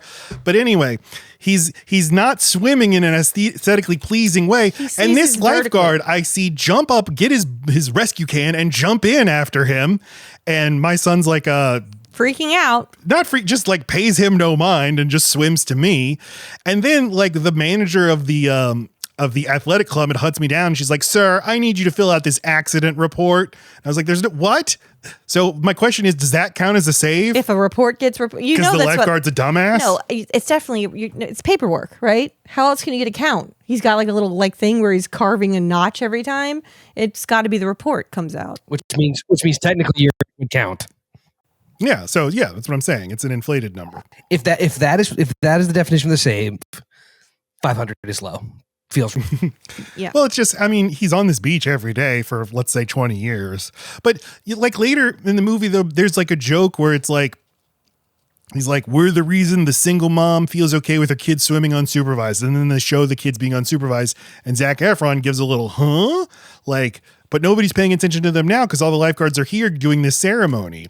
And that is a joke that the movie never revisits again, is like these lifeguards are too obsessed with themselves to actually be good at being lifeguards. It's the only joke of that nature in the entire movie, because otherwise they're supposed to be exceptional at their jobs. I didn't take the joke that way. I took it to be serious. I didn't take it as a joke at all.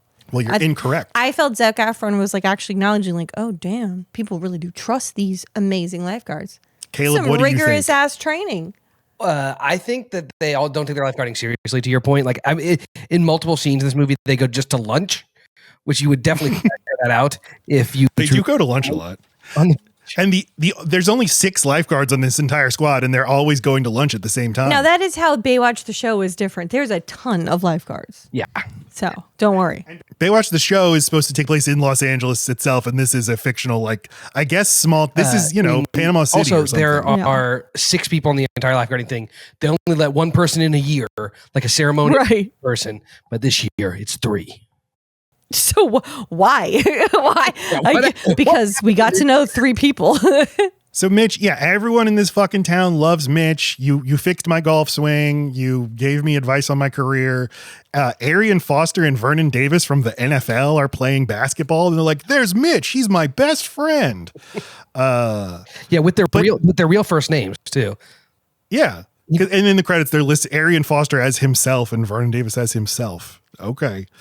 And Yahya Abdul-Mateen is playing the cop Ellerby, and he has a little rivalry with Mitch, which is just, I'm a real cop and you're not. But I don't know. I will say, I always like that. When I saw Yahya, it like shook me because I did not remember him being in this movie and loved him in Watchmen. So I was like, what?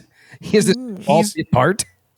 Yeah, he's great. And it's not like he's that funny in this movie, but it made me like, he does have a pretty good comedic presence. And I think he knows what movie he's in. Yeah. Playing everything. He's being a jerk because the lifeguards are jerks. Like he is doing what he needs to do or what he thinks he needs to do in a comedy. Yes. That's I just, if he was given more to do, he could be really funny in general, but in this movie.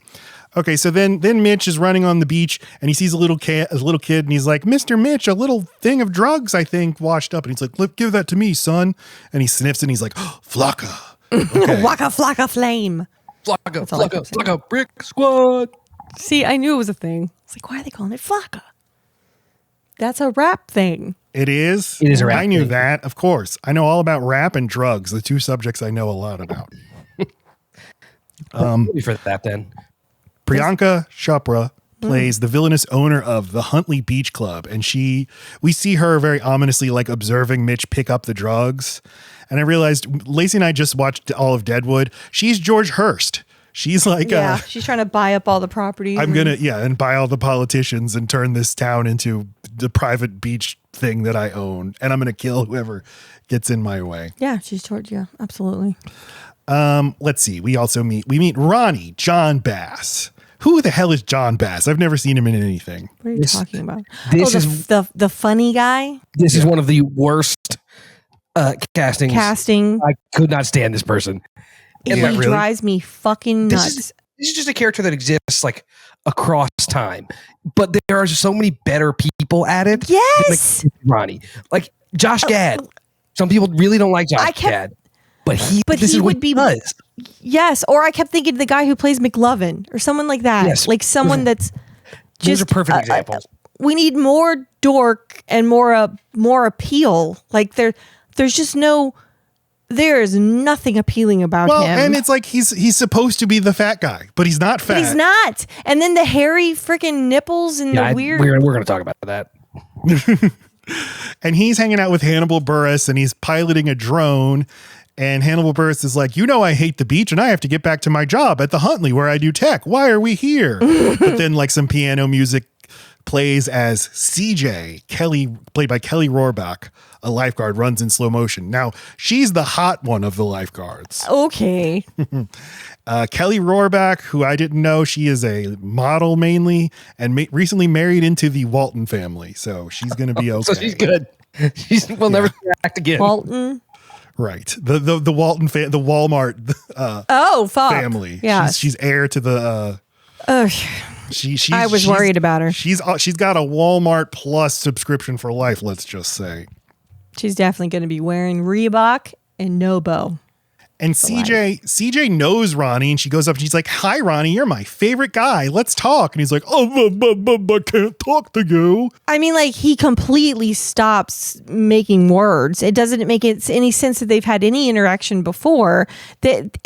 That relationship ends up growing on me. Okay, our dog has the worst breath. Just know that. And yesterday he rolled around in something that clearly was dead. And he was sitting next to me when this character first comes on the screen. And like the smell, it just goes right up my nose as soon as this character starts talking. And from the rest of the fucking movie, that guy smelled like that. And it made it a lot harder to like accept the CJ coming on to him stuff. But like, brush your teeth, Ronnie. Please. We saw him bathe. What? Still, I think he stinks. I think you're right. Yeah. You can just tell. You can tell. And she like loves his dick, flaccid. It's such a great dick when it's not hard that she calls it a foot long. What? And she's so horny. She's so horny. I mean, I don't know. She leans in and she keeps going with it. So I end up buying it. Yeah. I didn't know if she was going to apply it to everyone or she was going to like stop being into him. So once it's like, all right, if you're all she's in into CJ, him before he's ever said a word to her, apparently. That's not true. He's tried out twice before. He's got heart. The kid has no quit in him. But apparently he can't talk to her because whenever he does, he gets flustered. That's what I'm saying. That's what didn't make sense. He's never communicated with her, but I guess it's just, I appreciate how hard he's working on the lifeguard thing, so that's why I'll be nice to him. It makes sense, actually. She's got like a weird thing for people who are like way out of under her league. She'd be into like Rudy, or like some just a hot cheerleader inappropriately into like the Stranger Kid thing. The Stranger Things kids are right on her radar. Yes. I see. No, you need a legitimate fat guy. You need Mike Mitchell from the Doughboys, or you need Stavros Halkias. You need an actual like fat guy who's like charming and funny as hell. I don't think they are quite sure what they're looking to have nerd and fat guy rolled into one, and they're in some horrible middle ground. John Hader could have played this role. Yeah. Yes. You need either very dorky, coordinated. Is like the main thing. But you need someone not conventionally attractive too, but has appeal nonetheless. But it's the other people we've mentioned.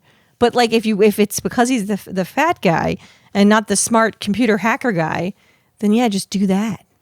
So then Zac Efron shows up and he's playing Matt Brody. A thing that annoys me in movies and TV is when no one is called by their last name, but a new character is instantly called by their last name by everybody for no apparent reason. It's a cool name.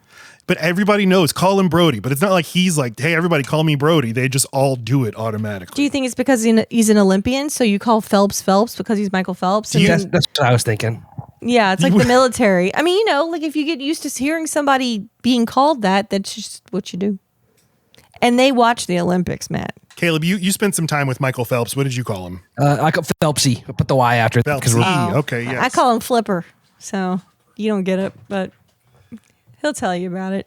So Zac Efron arrives, and we got Alexandra Daddario, who plays Summer. And he's like, hey, I'm Matt Brody. And she's like, and not a single fuck was given by me. That is a very, that joke was like, different movie. But he's like, he goes and tries again to like hit on her, and she's like, hey, I know that you're hot and I'm hot, so let's just skip to the part where you put a baby in me. And he's like, damn, I thought we'd have dinner first. And then she's just like, ugh, gross, men are pathetic. This is where I was starting to panic. Like, this movie is a train wreck. There's nothing worse than a comedy that like isn't a comedy that's flailing and is just embarrassing itself because it doesn't know how to do the basic things like have two people talk to each other. The Dario part, to your point, I think you'd mentioned at some point, there's like too many cooks in the kitchen, too many plot lines. That is what was she doing this whole movie? Just didn't do anything. Underdeveloped. Didn't really very underdeveloped. She wanted to be the lifeguard. Didn't feel the glow up between her and Zac Efron. It's just a weird. No, not at all. But I think that when it's the three of them, when it's her with The Rock and Zac Efron, I thought, oh, they're kind of a fun little trio. Just because she's like a little. No, wait, she's hot as fuck, and he's a fuck boy. Duh. But you look at him and you get hit on by him, and you're gonna take that in one ear and out the other, or she's negging him because she instantly thinks he's hot and that's what he needs. She's into him from the beginning. She's playing a little game, but she doesn't think he would be any kind of boyfriend material, so she just keeps that distance until he goes and shows a whole bunch of heart. It's as soon as he actually starts saving lives, even if he is putting people in danger, because the people who would go out for this lifeguard shit, especially more than once, they care a lot about this for whatever reason. In pure like cynical screenwriting terms, though, if you'd say, well, what are her attributes? You'd be, boobs. She's hot. And a good lifeguard. Good. She's good. She's hot and good. Hot and good. I like this actress a lot. I like Alexandra Daddario a lot. She played The Rock's daughter in San Andreas, which was 2 years earlier than this. So it's kind of weird to then see them. She grew tits and he said, I'm not your dad. Oh, she had the tits in that movie too. Here. Oh. She actually plays that movie. Everything is good about San Andreas except The Rock. It's his fault. Yeah, he started it. No, like the fault line. Like the fault line. Oh, damn it. You're right. It was really good. Thank you, Caleb. That one. Mm-hmm. I hate when Caleb praises Lacey because then Lacey's going to be like, you see what he did, Matt? Yeah, because you are the opposite. You are no but and he is yes and. Just be Caleb. All right. God. Impossible. Be Caleb. So then Mitch comes and he fucking has a little confrontation with Zac Efron. He's like, hey, you're that famous professional swimmer, I think. And he's like, I don't need to try out. I'm already on the team. And there's just a super uncomfortable back and forth. I was thinking about maybe I'll clip this and put it in the episode. Like The Rock, I've determined The Rock cannot do this kind of back and forth banter with people. He tried in The Tooth Fairy with someone who is a master at back and forth quippiness, in the really tall guy. Stephen Merchant. Yes, that's an expert quipper. I remember him just not able to do it with Ryan Reynolds in Hobbs and Shaw when Ryan Reynolds makes his cameo. Like I think he really wants to be the guy who can be like super fast and he's not rat-a-tat-tat and hilarious insults. The closest he gets to it is fucking in Moana. Well, he literally says rat-a-tat-tat at once. He's quite good in Moana. So he's good in Moana. He's fucking fantastic in Moana. You want to know why? He's by himself. Yes, this man is asexual and he's not good around humans. He's just in a hot body. He's an alien in a hot body suit, and he's doing hot body things, and he's so uncomfortable. Like Lacey said, when he kisses Stephanie later in the movie. Summer. No, it's Stephanie. This woman right here is Stephanie? That's Stephanie, okay, yes. Then yes. Lacey said, oh, he's going to pay for that later in the movie, for kissing a woman. Well, or we are. Like I was like, oh my God, thank God it faded to black, or like it was so fast. I mean, and you don't see him approach. That's a big thing. He was already there. It's the approach that's like, oh, Rock, don't do it. No. But who ended up paying for it is fucking Stephanie. She disappeared after he kissed her. Like, I will not look at that woman again. I put my lips and tongue on her. So she's the one who paid the She price. paid. She disappeared in a fucking fish barrel. I don't want to have to think about it anymore. She paid the ultimate price. The ultimate price. She's the opposite of like a frog. You kiss it and it turns into a prince. You kiss him, you disappear. So The Rock's his thing is like, I'm just going to call you a different demeaning like boy band name the whole movie. What do you got to say about yourself? One Direction? Art Garfunkel? So, I mean, just describe the dynamic here and what the Zac Efron, what Matt Brody's deal is. Lacey? Oh, well, Matt Brody is all in and passionate and is very serious about the work that they do here, sanctioned or not, at Emerald Bay. And here and he's all about paying your dues, and he's about working your way up, and he's about respect, and he's about hard people who are in it, but not for prestige, but because they're going to pass the test and they're going to follow the rules. He's a rule follower, Matt, except for when it comes to the law. Anyway, so this is the ultimate asshole thing for him to be like, I'm already on the team. I'd hate him too. I hate him. So I need Zac Efron to fall in line, and then I'm going to love him so much. I think they explain it at some point, but Matt Brody also comes into this being invited to be on the team by someone not named The Rock. Right. And someone who has not bought in at all. He's basically the fucking mayor from Ed Amityville or whatever the shit. He's the guy from Jaws. Yeah, he just wants to get butts in the seats and tourists back over here. He doesn't that's what it is. This guy's the guy from Jaws who's the sheriff, and then the other guy is the guy. Captain Thorpe is Mayor Larry Vaughn from Jaws. That's what I'm saying. It's all cynical. It's all about money. It's not about the actual safety and good. And you're like, there's something going on with this. I mean, I called it minute one that he's actually in on all the bullshit. And because Captain Rob Hubel, Captain Thorpe is The Rock's boss, and he's like, this Matt Brody, he's a famous Olympian, but he's on probation. And The Rock's like, what for? And he's like, it's not important. And that keeps coming up throughout the movie. Never paid off ever. And it's a huge misuse of a very good comedian to give that role to that man, and he doesn't even get to be funny. He's annoying. For some reason, just until right now, I hadn't considered that we don't know what he got in trouble for. I thought he got in trouble for his antics at the Olympics, and I was just sitting like, how can that get you arrested? Yeah, they stuff it. You think it's going to be a reveal later. Yeah, you think it's going to come back. They forgot about it. No, in Rio, it's actually illegal to vomit in the pool. So he was in a Brazilian prison for... He threw up highlighter, too. He threw up the fucking blob from Ghostbusters. Do we want to get into CGI corner for a second here? Get in it. Okay. When The Rock and Zac Efron are riding on the jet ski, doing rescue, terrible. Horrendous. It's so annoying because like there are parts of this movie that look really good. Lots of the beach stuff looks really good. Yeah. And then there's stuff where it's so obviously them in front of a green screen of just like, couldn't you just I know it's expensive. Put them on a boat and film it. You'd get so much mileage out of. Yeah. But because the real Baywatch does do that. They look tired. The Baywatch TV show looks amazing. Yes, they look tired. They look wet. They look like they've been in the sun all day. All of them have real tans from being on that show. Mm-hmm. You can tell it's just because they're on the show that they look like that. It's hot on a beach. Yeah, I know. Who gives a shit if we film them on a real boat or not? That's not going to make us any more money. But it would look so great. I think like the trope about Baywatch is like they were all too perfect looking, but like I watched one episode, guys, and they look like they're on the beach. Yeah. Hasselhoff has ridiculous hair, but the women, they're all flawless, yes, but they look like they're swimming. They look like they had just swam. Their hair's wet. I don't know. CJ in this movie, like comically, has crazy big bouffant, overly done, overly styled hair. After she's just been in the water like a couple times, which it's not a joke. They're just not clipping the scenes together in a smart way. But I think it is a joke that she's perfect looking outside of the water. Like I don't think she like dries immediately, and that's the joke. It's just I think people think because it's Pamela Anderson's character, she was overly perfect. No, that woman is just like impossibly put together. No one can be Pamela Anderson. Her body doesn't make sense. I don't think she was overly like done up on the show. I think she looked like she was swimming and running. She's just an impeccable, crazy looking woman. But on their show, they're like selling it like, but this is an actual job that real people do. And this is how they're going to look when they're doing it. They're going to look sunburnt and wet and hot and stuff. Yeah, right. Yeah. And here, but I feel like they're selling the nobility of being in this and how hard and elite it is, and how passionate you need to be and earnest. So then you go and add like and we look perfect too. It doesn't make sense. You've just reminded me. What would the keyword job description for this be? Earnest is definitely one. Yeah, yeah. Bought in. Comfortable with ambiguity.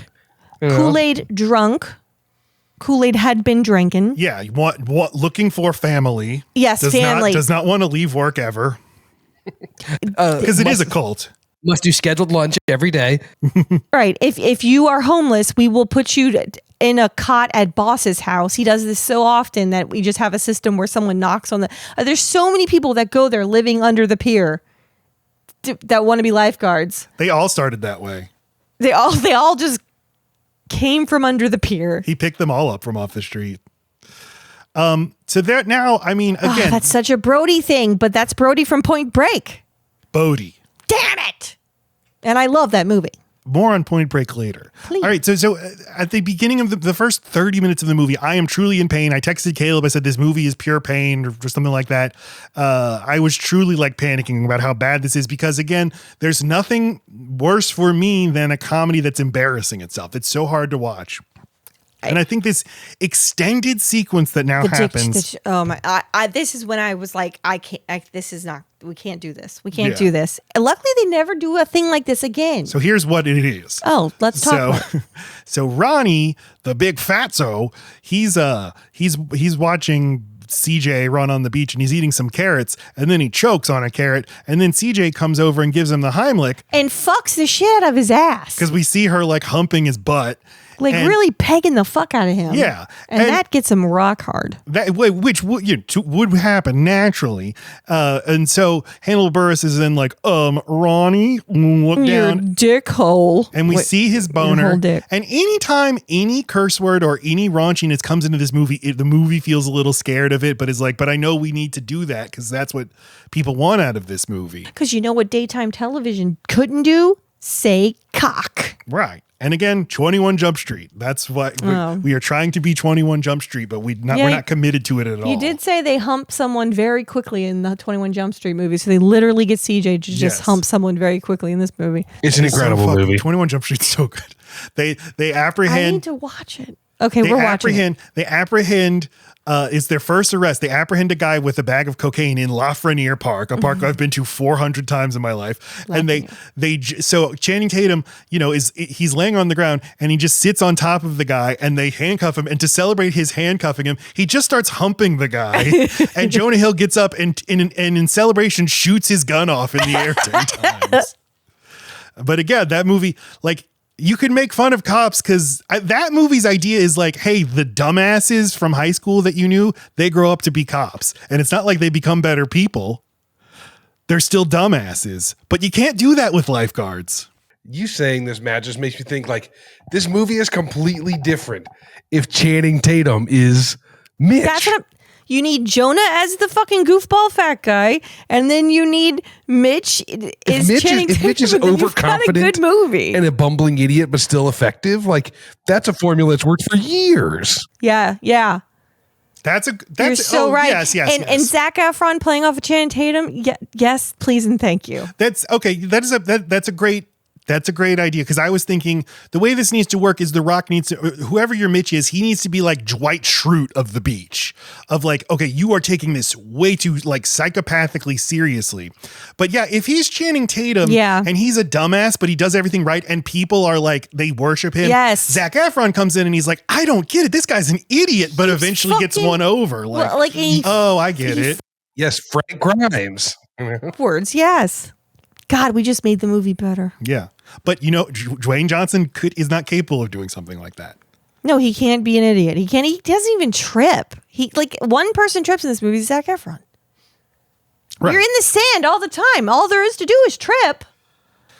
All right, so the erection. Okay. The erection. But his dick is still stuck in the chair. I couldn't believe they did. Why did they do Why did they this? think It's like this was a good something about idea? Mary level, like wacky shit, and it never pays off, and they never come back to it.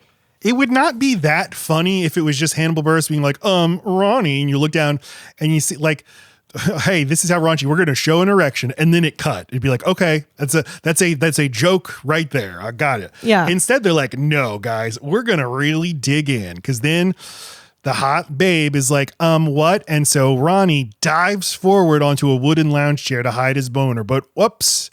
He gets his boner lodged in between two planks of wood on the Because if you get the balls all the way through, all of a sudden you have a fucking parallel dick to your body. Mm-hmm. Totally. And so Mitch comes over, CJ comes over, and a whole crowd gathers as what are we going to do to get him out of here? You knock the two pieces of wood out, but no, right. Nothing we can do. And it's just, he's so embarrassed. And it goes on and on. And his dick's fine. Just so you know. And once again, she's so cool to him. She's like, I totally understand. It's a thing that happens. It's nothing to be ashamed of. I think you're sexy as hell, even despite all of this. And even though you smell like Lacey's dog. Yeah. Yeah. Despite choking on a carrot like a little baby. Baby carrot. All right. Captain Olaf. Thorpe. That's who he reminds me of. That's not Olaf, right? Josh Gad is Olaf. Josh Gad is who Caleb said should play. Oh, yeah. That would have been perfect. There you go. He's Olaf. He likes warm hugs. Carrots. Carrots. Mitch goes to meet with his boss, Captain Thorpe, played by Rob Hubel, who's like, Mitch, the mayor's on my ass. We're running out of money for your little Baywatch operation. We need to bring in a superstar. Your little Baywatch where you've saved 500 people from our dangerous fucking hole in the ground. But this is the guy who actually runs it, is this guy. But he's like, City Hall's putting a lot of pressure on me. Maybe if we have an Olympian, a famous person, they'll want to renew our budget or whatever. How much funding could you need? It's a wooden structure on a beach. Okay. I guess you need boats and ski-doos. You say this. There's a New York Times article from a couple years back about the lifeguards of New York beaches and how they basically had been working there for like 40 years and were colluding against the city. And some of these guys were getting paid like $300,000 or $400,000 a year to be the lifeguard. It was like nuts. And it was an investigative article about like how they were having this happen. I think there were some false time reports. I think there was a lot of like years experience bonuses and stuff that just like caused these costs to be crazy. So when I saw this, I was like, you know what? This makes sense. I've seen this before. Well, Mitch's house is like way too nice, right? His house does not make sense. Yeah, he's on the take. Yeah. Maybe that is what this is. I'm going to read that article. That's why he's upset about the flocka. He's putting out the waka waka and it's competing. But I love when you hear about a giant scam and it's like they were making $300,000 a year. That's not even in a different tax bracket. Yeah. In New York too. It's like it's a high cost of living. New York, but they live on the beach and you can't even be there for like half the year. The podcaster John Gabris talks about when he was a lifeguard in his early 20s, and he's like, I've been in movies, I've had TV shows, I'm very successful. I still would rather be a lifeguard. It's how I feel about Sonic. It's the best job I've ever had. I wish I could go back to it. I loved roller skating at Sonic. I dream about it. I loved it so much. And the annoying lifeguards I've spent my whole summer around, they do look like they're having a good time. A nice little community they have. Yeah. What they're actually paid for is you cannot bring your phone out there with you. So they just have to sit there and look out at your kids. Oh, and when they make waterproof phones and they're like, God, we could have them out here now. Mm-hmm. Nope. We were at Crossgates and actually saw an emergency happen. Someone actually had a seizure in the pool. It was very scary, man. And then the one episode I picked to watch, episode 3, season 3, Baywatch, a man has a seizure in the ocean. It had never occurred to me. Yeah, what if somebody has a seizure in a pool or in a body of water? That's very scary. People who have seizure disorders usually, though, don't go in a body of water or a pool by themselves. I mean, you bring a friend. You're taking a chance. You're like, what's the odds it's going to happen That's right why now? you also don't drive a car for that reason. I mean, or operate heavy machinery. A pool is a heavy machine. It's crazy what people will do. Okay. Sorry. Think about it. I won't. They show some footage of Matt Brody, at the Olympics and showing his deal. He won 2 gold medals, but then the next day he had the team relay, but he had gone out drinking and partying the night before, and so he vomited in the pool and ruined it for his team. Cost his team a gold medal. The best part about that is it's like just highlighter liquid that comes out. It's not even like there's no viscosity to it. It looks like it was like when they tell you as a kid that you have peed in the pool and it's going to make a color go, that's what it looked like. Yep. That thing that is totally fake. Maybe this is what that actually looks like. It looked like a sports thing to me. They're always drawing shit on the screen when sports are happening. I was like, oh, they're just showing his trail where he was swimming. I'll look into was this practical or CGI? Did they actually? Dude, could they not bother to spill a cup of Kool-Aid just in the spill fucking something in pool? the pool? And so he is interviewing like a new, an interviewer on TV. And she's like, it seems like you're not a team player. And he's like, have you heard there's no I in team, but there is a me. And then the interviewer says, are you dyslexic? And he Hilarious. says, I'm Caucasian. I'm Caucasian. That's real good. Now his characterization is so inconsistent because like he is mostly not a dumbass. Right. Like that him saying that makes it seem like he's going to be just an idiot, a nincompoop, but he's not, except for a couple times when he is, and it's funny. But it's just, I don't know. So many little gags and jokes are set up and done and then forgotten, and it's no consistency. There's no coherence. Because like I think it is funny whenever he's being an idiot, like he's like when he doesn't know what like a computer is. That stuff's funny. But mostly he seems like a capable and smart guy. Right. Which is not what this new movie needs. I mean, I'm good at my laptop, but I do not know computers. I love it. There's this parallel story with the criminal scheme from the Bond villain from another complete waste of a good comedian. I don't understand why you don't just put like other kinds of actors. Who are you talking about? Well, Oscar from The Office is the Oscar Nunez plays a city councilman, and he's getting bribed by Priyanka Chopra, who plays Miss Leeds. I don't mind comedians getting jobs for whatever the hell you want, but when you put someone that is like so famous for being in a comedy show, you do expect there to be something. And then when it doesn't happen, you're like, did you guys just not know what to do with him? Yeah. He does nothing Justice funny. for Oscar. It's a job, you know? I guess. Now there's tryouts. We got the big tryout sequence. We get all the fucking, a billion people show up for this like pep rally / tryout for the lifeguards. 3 of you are going to win. Every town's got to have something, Matt. You know, this is just their thing. It's a beach town. What are you going to do? Beach. They, have everybody just like swim out to the thing and then swim back. But Zac Efron's not participating. And so The Rock goes up to him and he's like, hey, Baywatch is the elite of the elite. And if you're going to be on the team, you got to try out the obstacle course or whatever. And Zac Efron, it's the first of many back and forths where he's like, well, I don't think this is serious at all. And he's like, you don't think this is serious? Let me tell you how serious it is. Repeat and repeat and repeat. I have a question about this scene.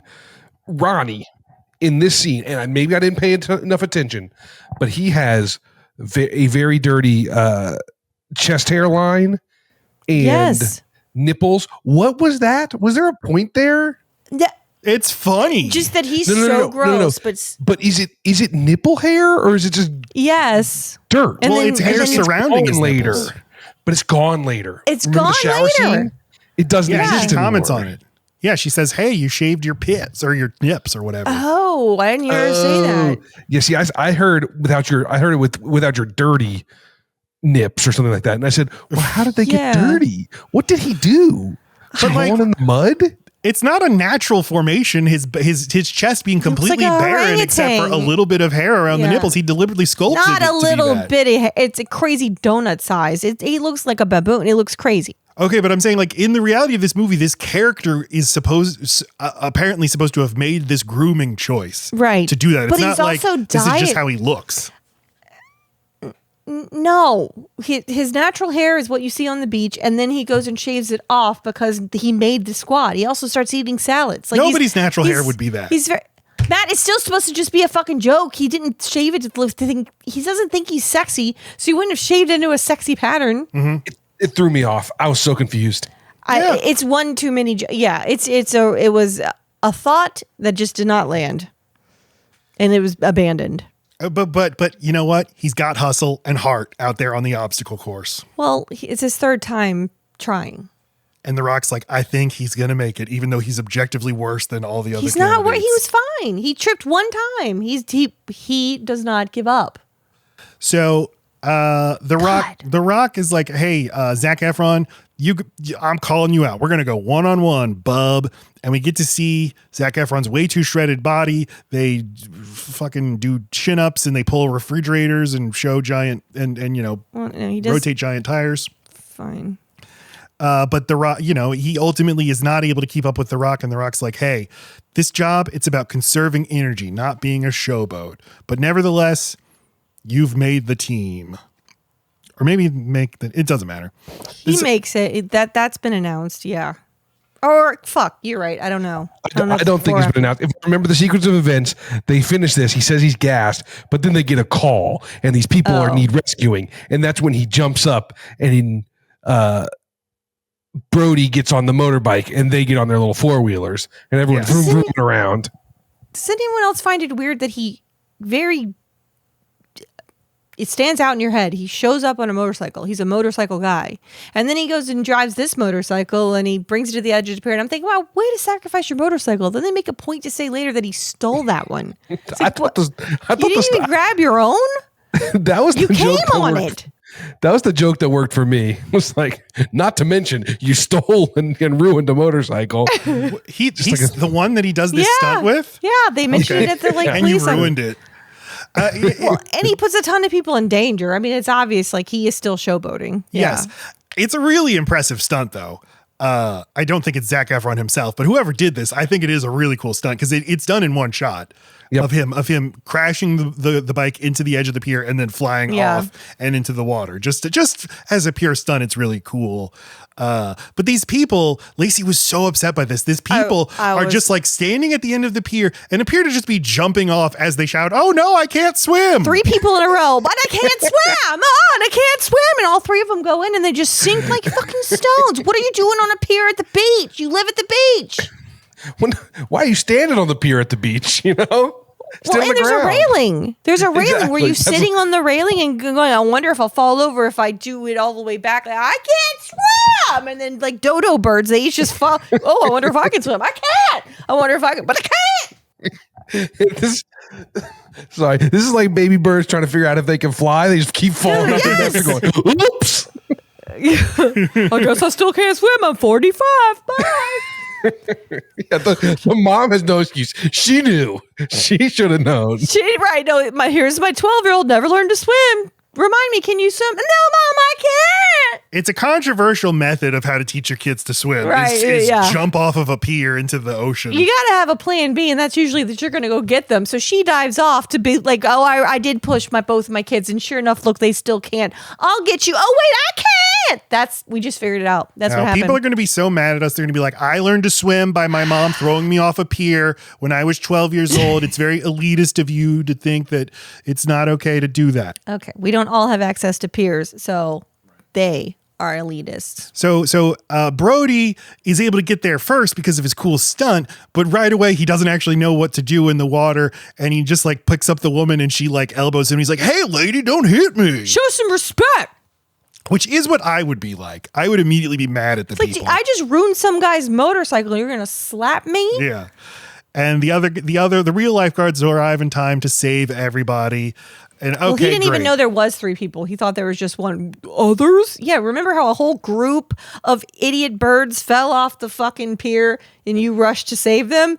That's who's in the water right now, Brody. Another version of this movie could be like everything that Mitch tries to do just makes things worse, that you're leaving like a trail of destruction in your wake. You mean to say Mitch, not Brody? Yeah, or just the Baywatch people in general. It's like, oh, they're actually incompetent at their jobs. I don't think that's a fun movie.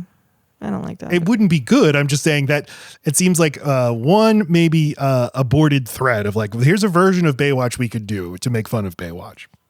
I don't think they were making fun of it. Maybe that's what that show Son of the Beach was about. But Brody's a trainee now, and so is Ronnie and Summer. All right, here we go. Brody has to sleep on the beach because he doesn't have a place to crash. So they're like, hey, go stay with Mitch. And he's like, okay. So Mitch lives in this mansion and he has this fish tank.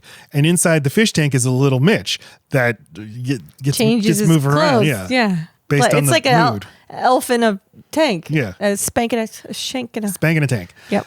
And Mitch is always listening to the CB radio. Refuses to turn it off because he's a psycho who's so devoted to the job. It's his only identity. Yeah.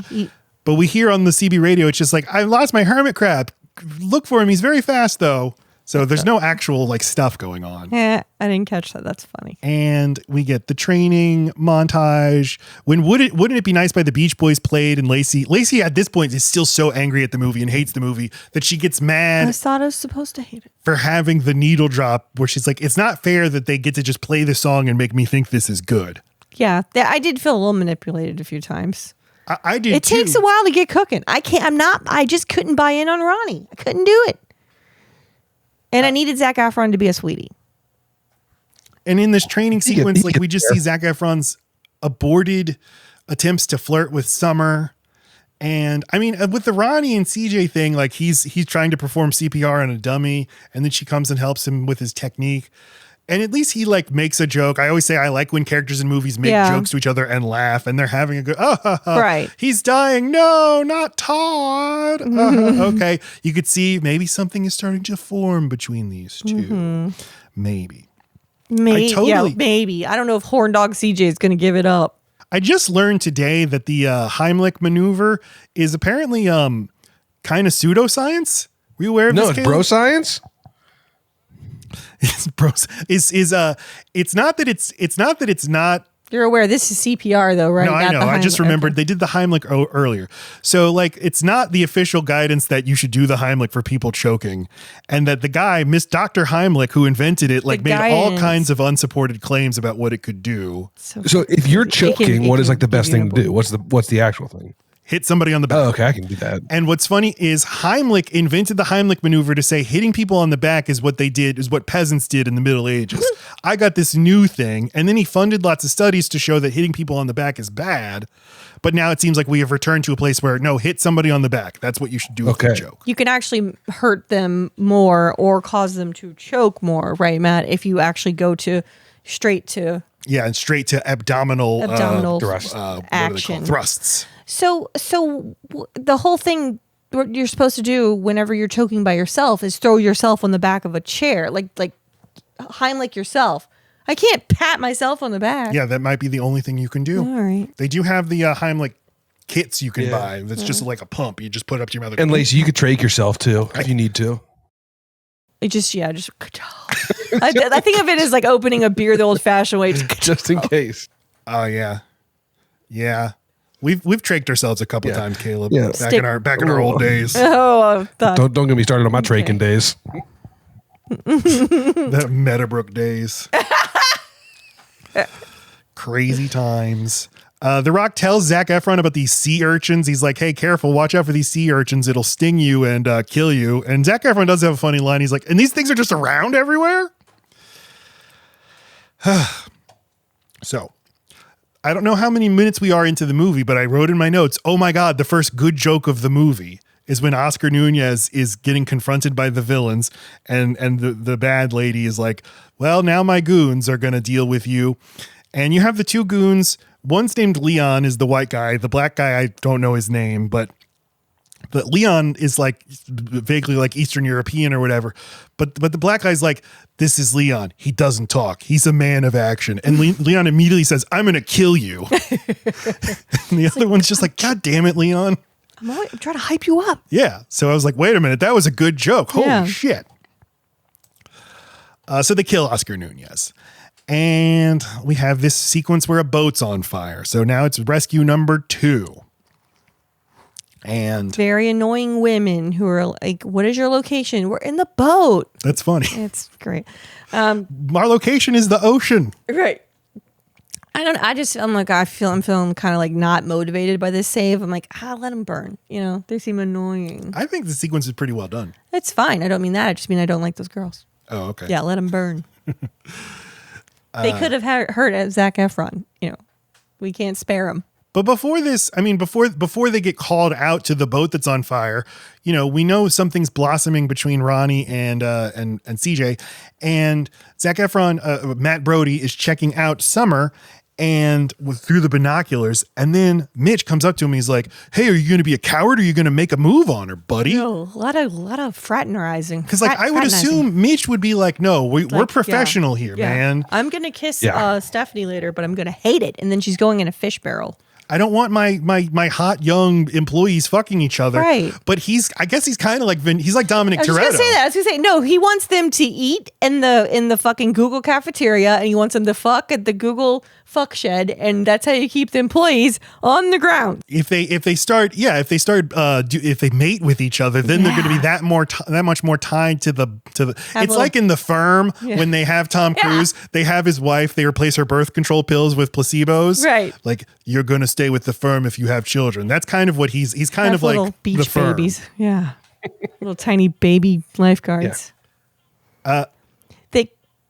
They could serve as the little buoys. You paint them orange. So yeah, it's just because the Rock's characters are always so asexual, and he's so asexual in this movie, but he seems to have like I want my employees to be having sex with each other. I like when they fuck. Yeah. As long as they fuck around me, it looks like I fuck. Mm-hmm.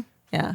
Co-ed showers, guys, because I fuck. Right. Keep your bathing suits on though. Ooh, don't let me see, because I fuck. Well, yeah, and he even says earlier, he's like, yeah, I got my dick caught in a woman once for 3 hours. And when he says it, I'm like, The Rock. But you're like, okay, no, he's Steve Carell in 40-Year-Old Virgin. He's like, oh, I love touching a boob. It feels like a sand. bag of sand. Yeah, when I'm balls deep, I literally do get both of my balls in a lady's vagina, and then they get suctioned. Then they get stuck. They go out the butthole. Wait, is that how that works? Yeah. If your dick is as big as his dick, yeah. Bro, you never got the butt stuck? No, you don't get the butt stuck. You get that's just what they call it. You get the balls. Oh, I call it butt drip because I've been there. So the lifeguards deploy to the yacht that's on fire. They get all the women out, and they get the man. It's Oscar Nunez, but he is dead, and he is dead of an autopsy. Already has the weird crinkle things all over the cuts. He's already been autopsied, guys. That's how you know.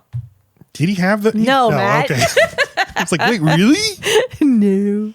That was pretty dumb of them. The fire looked very CGI. I mean, the fire, it looked actually like After Effects. Like, I feel like I could do it in CapCut. It does look bad. I think it's still a pretty effective sequence. I did remember like, I know I liked this show because there's just a lot of neat things you could do with how to rescue people on the water. And one of them is fire on water. And if you're going to dive, you better be able to hold your breath until there's a non-fire spot to come out. That is so scary. That's like being trapped under ice. Fire looks bad, but it looks like they actually did film underwater for a lot of this stuff. And yeah, for sure.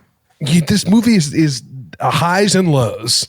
Yeah, no, there's like some really, really solid craft and then some crap. They're back on the shore, and The Rock is chastising Zac Efron. You disobeyed a direct order. You put the team in danger when you swam under that fire. Now, don't do that again, mister.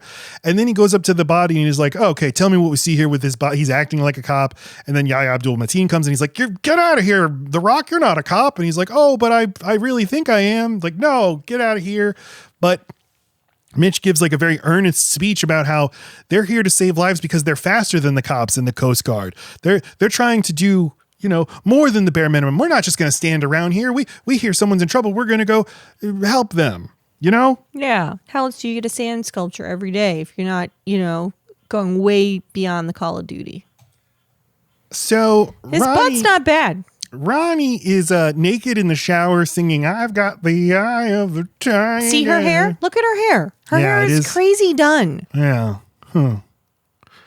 I remember hearing Evangeline Lilly say that when she played the Wasp in the Marvel movies, she said, I want to, these characters are always like flipping off their masks.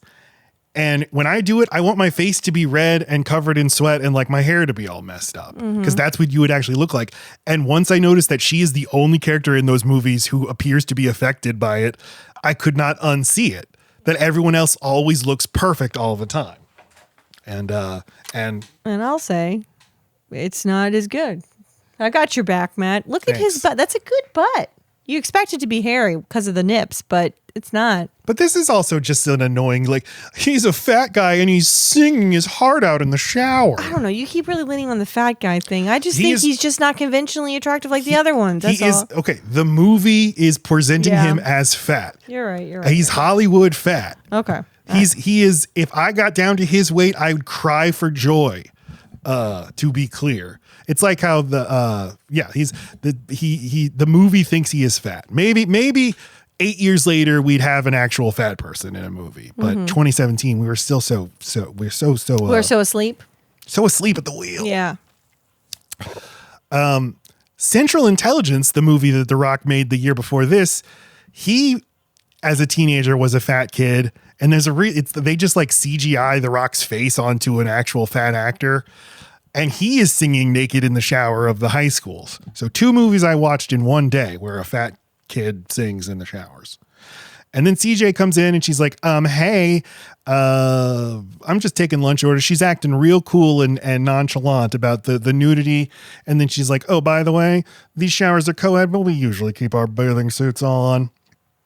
And then they all go to lunch together. And he has a salad and keeps remarking on everybody else's other meal choices and how. So I thought this was my spin and a commentary on maybe what it was like for the real live actors of Baywatch to keep the figures that they had. That's what I figured this was. Him.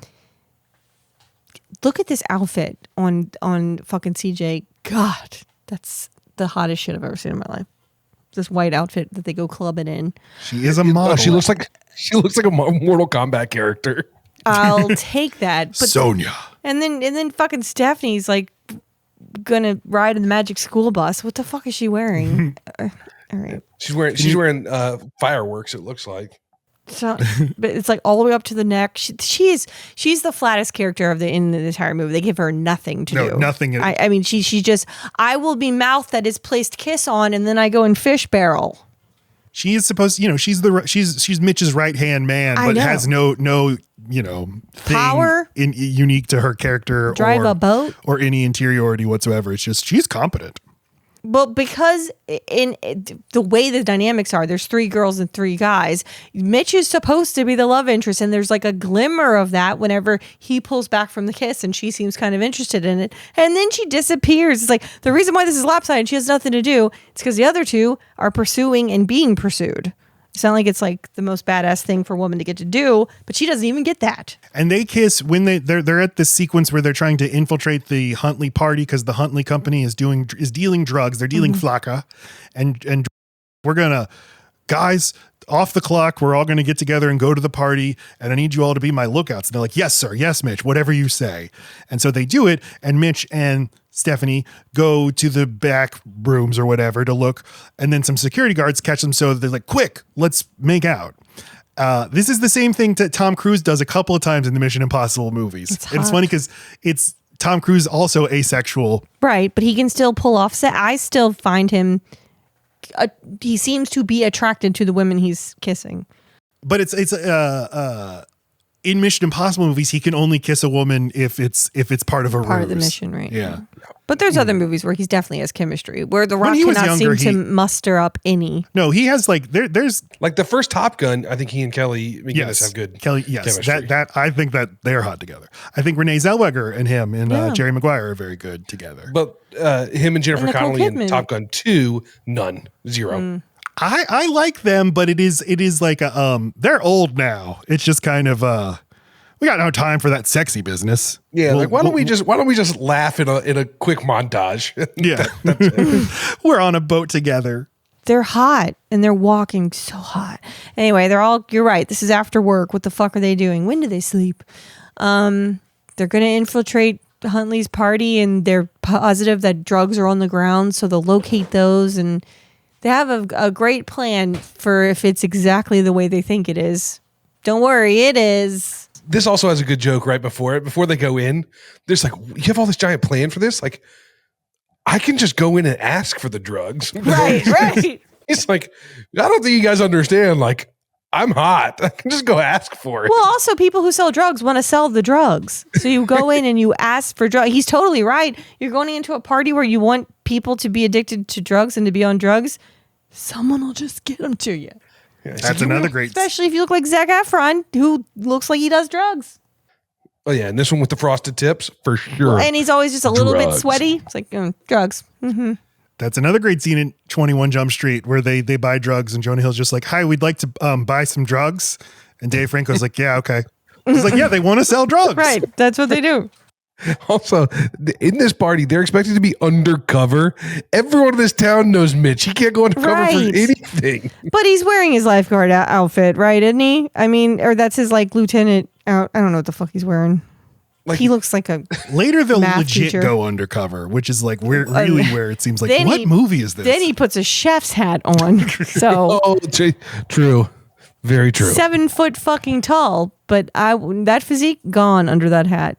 He yells at Brody again, like, you're not taking our job seriously. And he's like, well, I don't think the job is serious.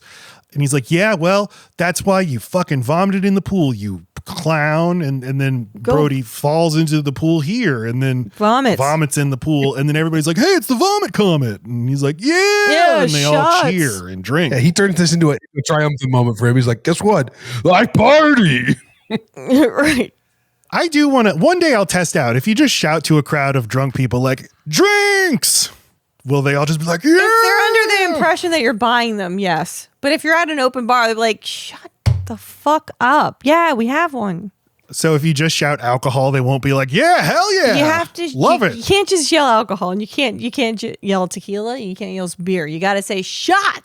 The goons, the bad guys, they've killed Hannibal Buress because we see a scene of him working for the bad guy, and they're like, she's like, he knows too much, so take care of him. So they just load Chum into his wetsuit and throw him overboard to get eaten by a shark. Back on the beach, Brody, once again, the other lifeguard's like, you suck. And he's like, I don't. I want to be part of this team. I really want it now. Yeah. I was in a foster home. I just need a family. Dumb. Just ask Summer. And they're like, no, you only care about your gold medals. And he's like, no, I don't. And he throws his gold medal into the water. And they're like, wow, okay, we will give you one more chance. This movie is way too long. It's an hour, 56 minutes. It should not be over 90 minutes. And the movie is just running in place at this point. Right. And there are still like 3 more acts that it has. Like it goes through so many different more movements.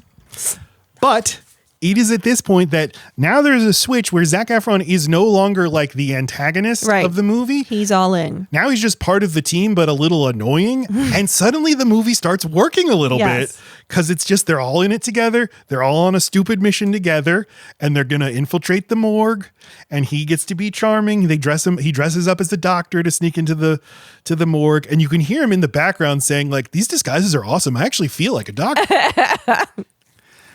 So they pull Oscar Nunez's corpse at the morgue. They read the report. He didn't die of smoke inhalation. He died before the fire. And then The Rock, there's another extended dick joke where The Rock's like, Zac Efron, look at his taint. There's something nice though about making The Rock participate in a physical dick being displayed joke. It kind of cuts through the veneer of his like perfect little Boy Scout, you know?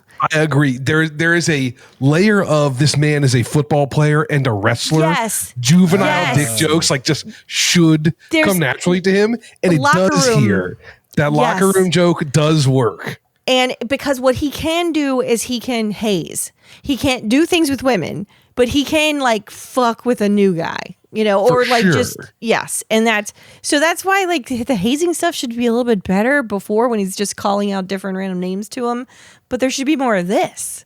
Because there's no reason for him to look at the taint. He just, no, get in there. Really get in there. He's like, well, I found a hole. It's the asshole. Say what you see. He's like, it's a taint. But The Rock is filming him with his cell phone. But yeah, I did think like, no, he's too much of a goody two-shoes to do this. But I guess you guys are right. Think of him as a football player. Right. Like he should do more of this. That is a role that he does well. Right. Mm-hmm. This is the only way he can be kind of blue, kind of something not cookie. What am I trying to say? Girl Scout cookie?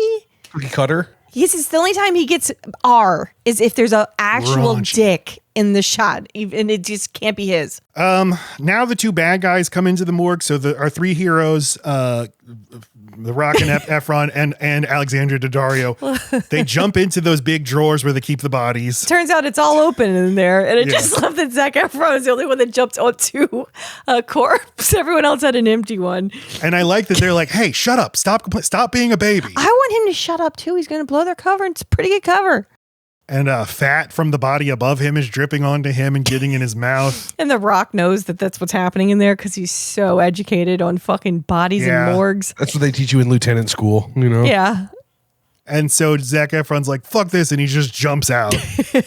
But like, you think he's gonna play? There's a moment where you're like, okay, he's just gonna work with this. He's just drunk, weird doctor guy. Like, I sleep in here and I drink this, and they think I'm a good doctor.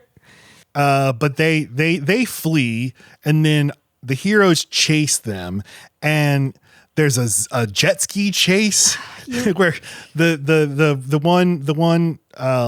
one goon gets onto a jet ski and flees into the river, and just some background actor is like, "Here, Mitch, take my Sea-Doo." Right. They at least make use of the whole town liking him and knowing him, right? At least that comes back and pays off. So he jumps onto it, and there's a Sea-Doo chase. And then he's allowed in a lady's house. And then he chases him through a house. And this is where it's getting really Point Break.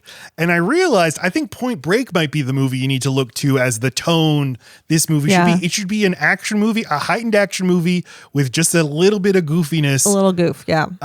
From how much testosterone is in this. That how ridiculous everything is. But that is Catherine Bigelow, stop making CIA propaganda, direct a Baywatch adaptation. That's what I think should happen. Yeah. Put your hands to better use. Really. They fight in a house and the Rock wins. But what comes of this? I don't like that they destroy so much property. And these guys clearly are not like a high income house, and they're just fucking smack. You know how much a crib costs and how long it takes to put it together? Then I got to do that again? Pisses me off. Lacey is very consistent about this. She always gets very vocal during scenes like this in movies. Do not like collateral damage. It's a big deal to fucking. I don't have collision on my vehicle, so if some fucking asshole was just fighting in the streets and put a dent in my car, now I have a dent in my car. I don't have collision. I can't get his insurance. He's gone. He's down the street. It just pisses me off. They go to the police station and they're like, "Hey, okay."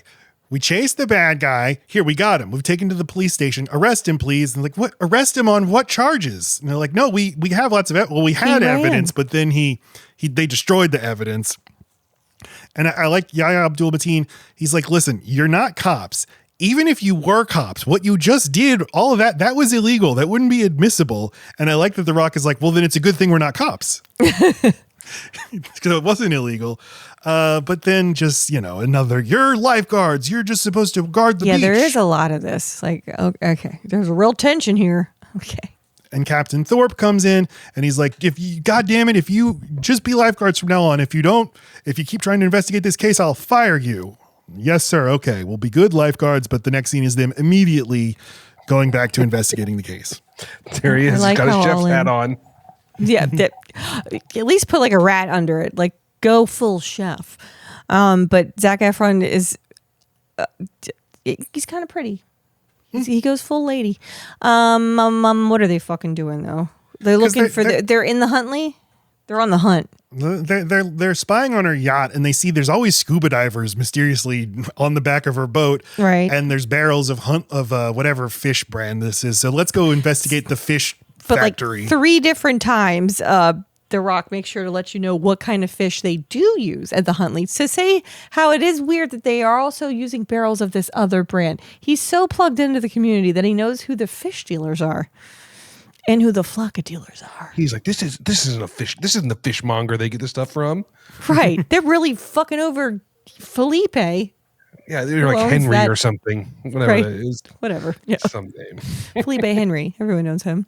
They put on disguises. They put on a chef's hat, and Zac Efron dresses as a woman. And it's like, what? So now this is like a French farce from the 80s? Like, what?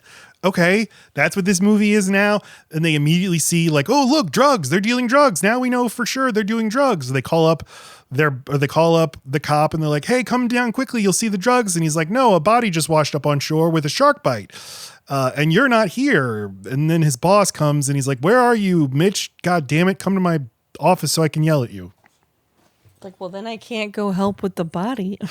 Because he's yelling at you like, why weren't you on the beach when a fucking body with a shark bite washed up to shore? He's got to take a break. But it wasn't his scheduled break time, Whatever. you know? So the 6 lifeguards are all at the police or the lifeguard headquarters, and Captain Thorpe is yelling at them, and he's like, you abandoned your post. You're fired. I'm putting Brody in charge. Well, now there's only 5 of them. Now they're really going to have some dead bodies. Now they're going to have to do more tryouts. Run that whole thing back. Or just get number 4, bring them in, right? I guess Whoever was I fourth guess you place, can do that. keep the files. You know, you keep the files. This is why you do that. But Mitch is like, no, Stephanie should be in charge. And he's like, who? And he's like, the one with sort of the least characterization of these lifeguards. She's her. got the clipboard. That's her personality. Clipboard. And Brody's like, no, I don't want the position. But Thorpe is like, if you don't take this position, I'll fuck up your probation. And he's like, well, I guess I have to. But the other lifeguards are mad at Brody because they don't know about this probation thing. And he's like, guys, I didn't have a choice. And it's like, you always have a choice. Just tell him about the probation. No, I can't. fuck? I can't get into that. And Mitch knows about it.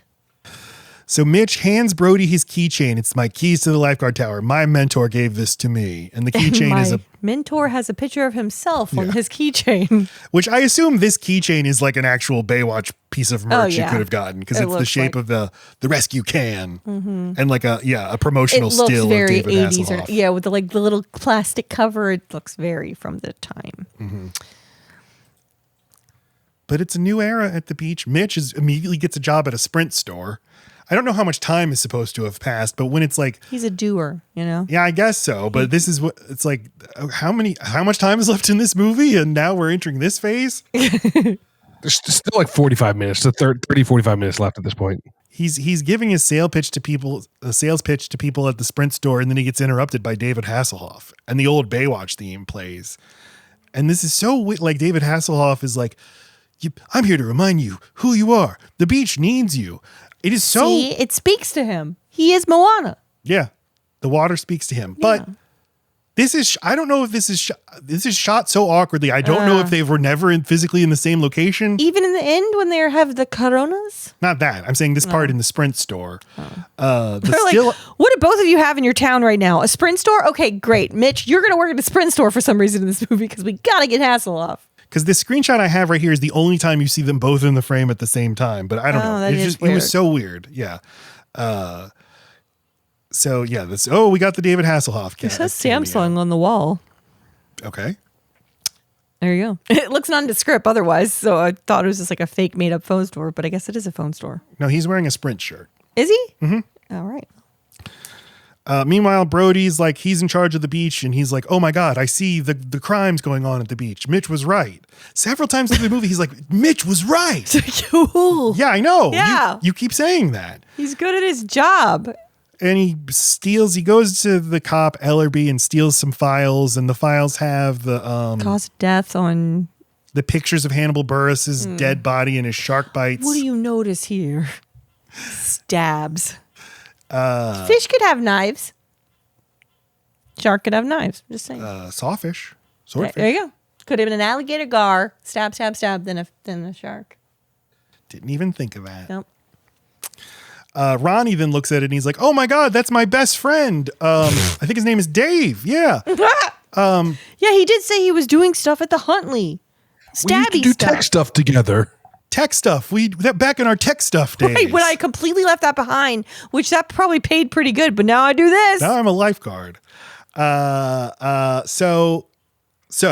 Oh, you do tech stuff? Well, maybe you can help me out. So this thus begins like a 20-minute stretch that The Rock is not in. The Rock is no longer on screen. Because he's preparing for the fact that he's barfing from the fact that he kissed that woman. And Zac Efron is the lead of the movie, and I really think the movie's humming at this point because he has the comic energy that this movie needs. He's like, okay, here, you can help me hack into the mainframe. Good, great, because as much as I know about laptops, I don't know anything about computers. And he's very funny. He's like, we'll just plug in a flash drive and we'll steal her cookies, then bam, over the firewall.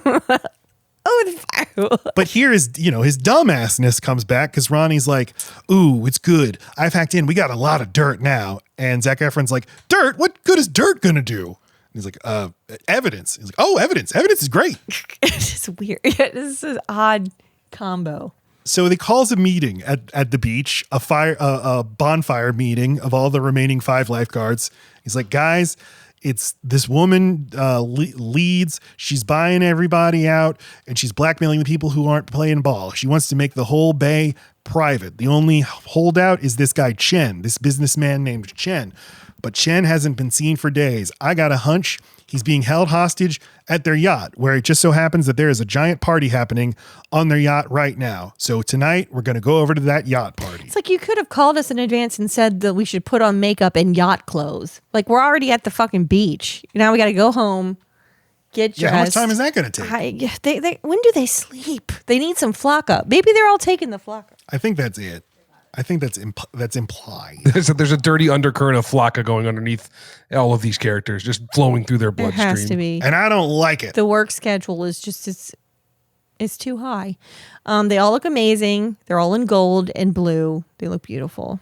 This is where like there's a bunch of like Michael Bay slow motion shots of people walking in formation that are all really cool. Yeah. But it is when they arrive at this yacht party with Zac Efron in the middle, where I thought he should have just been Mitch from the beginning. The movie would function so much better. Who would be Brody? Zac Efron. Oh, I don't know. It's somebody Zac else. Dave Franco. No, There you go. that Jonas brother you love. Oh, he sucks. Which one, Kevin or Nick or Joe? Nick. We just did Jumanji: Welcome to the Jungle, and he's in that, and he sucks. He's so bad. He's fine. Oh, one thing I think we passed over a little bit now that seeing this picture reminds me. Ronnie's dance moves at the other party. We didn't talk about that at all. No, we didn't. And I meant because the movie plays them like they're mind blowing, and they are so awkward and uncomfortable. And I know it's supposed to be a bit of both, but like there's a way to do it. I don't understand what they're seeing. Does it work for you, Caleb? No, I thought it was horrible and not even funny. Doesn't have the face. It's not even. He doesn't have the charisma for it. No, he's no Napoleon Dynamite. Like there's a way to funny, awkward dance, and he's just pulling it. Mike Myers and Austin Powers, you know? Yes. Or is it? Yes. Is that Wayne's or even World? Seth, Seth. I guess Rogen. Seth Rogen. Yeah, with the dice move. You know, just point out that you're not good at it, but.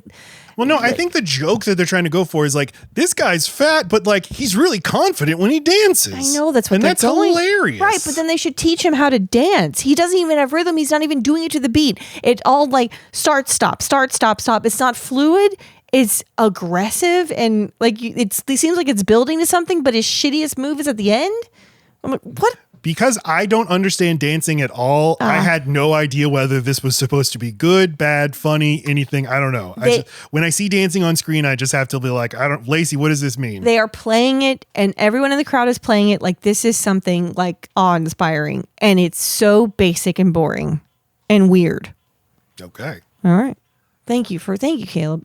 We would have been remiss. I'd hate to be remiss. We had to get it. So where are we? Oh, so they go to the party and Zac Efron dives under the boat. He's like, I think the drugs are under the boat.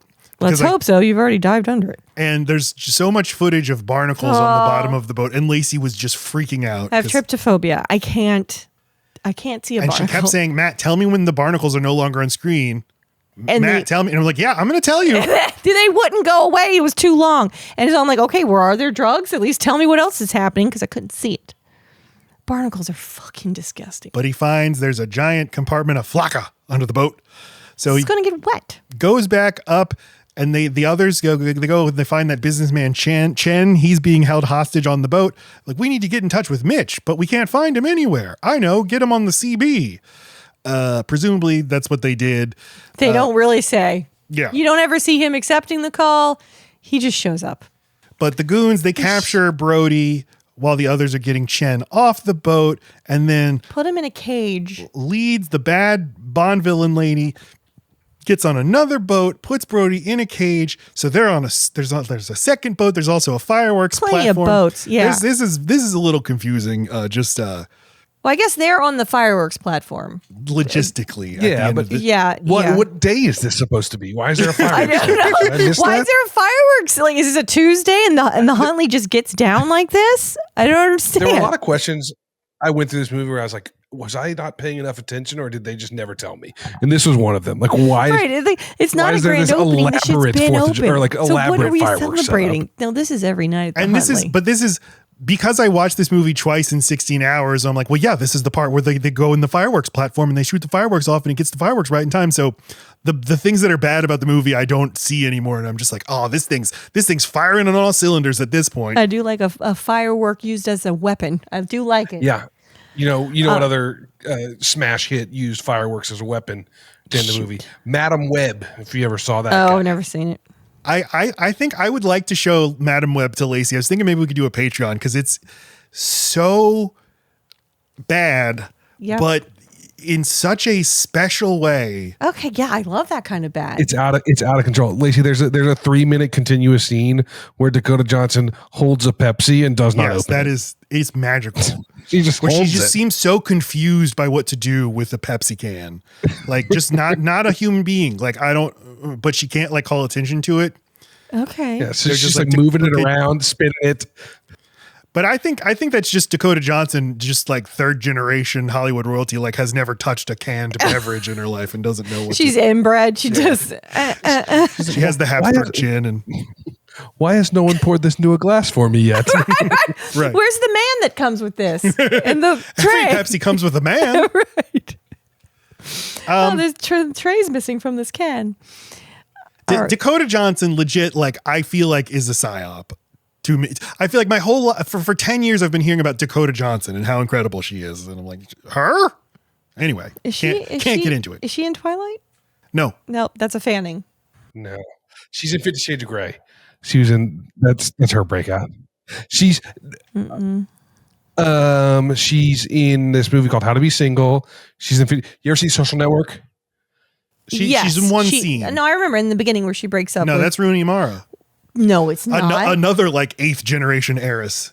There's a scene, the scene where Sean Parker has sex with her and she's like gets up to go to the bathroom and he's like, can I see the face? Can I see your computer? That's her. And he's like, Dakota Johnson, there's a snake in your apartment. She's like, what? That's her scene. She really pops. Wow. So she was in Materialist as well this summer, which was certainly a fine movie. People liked it, I thought. All right. Yeah. It was pretty good.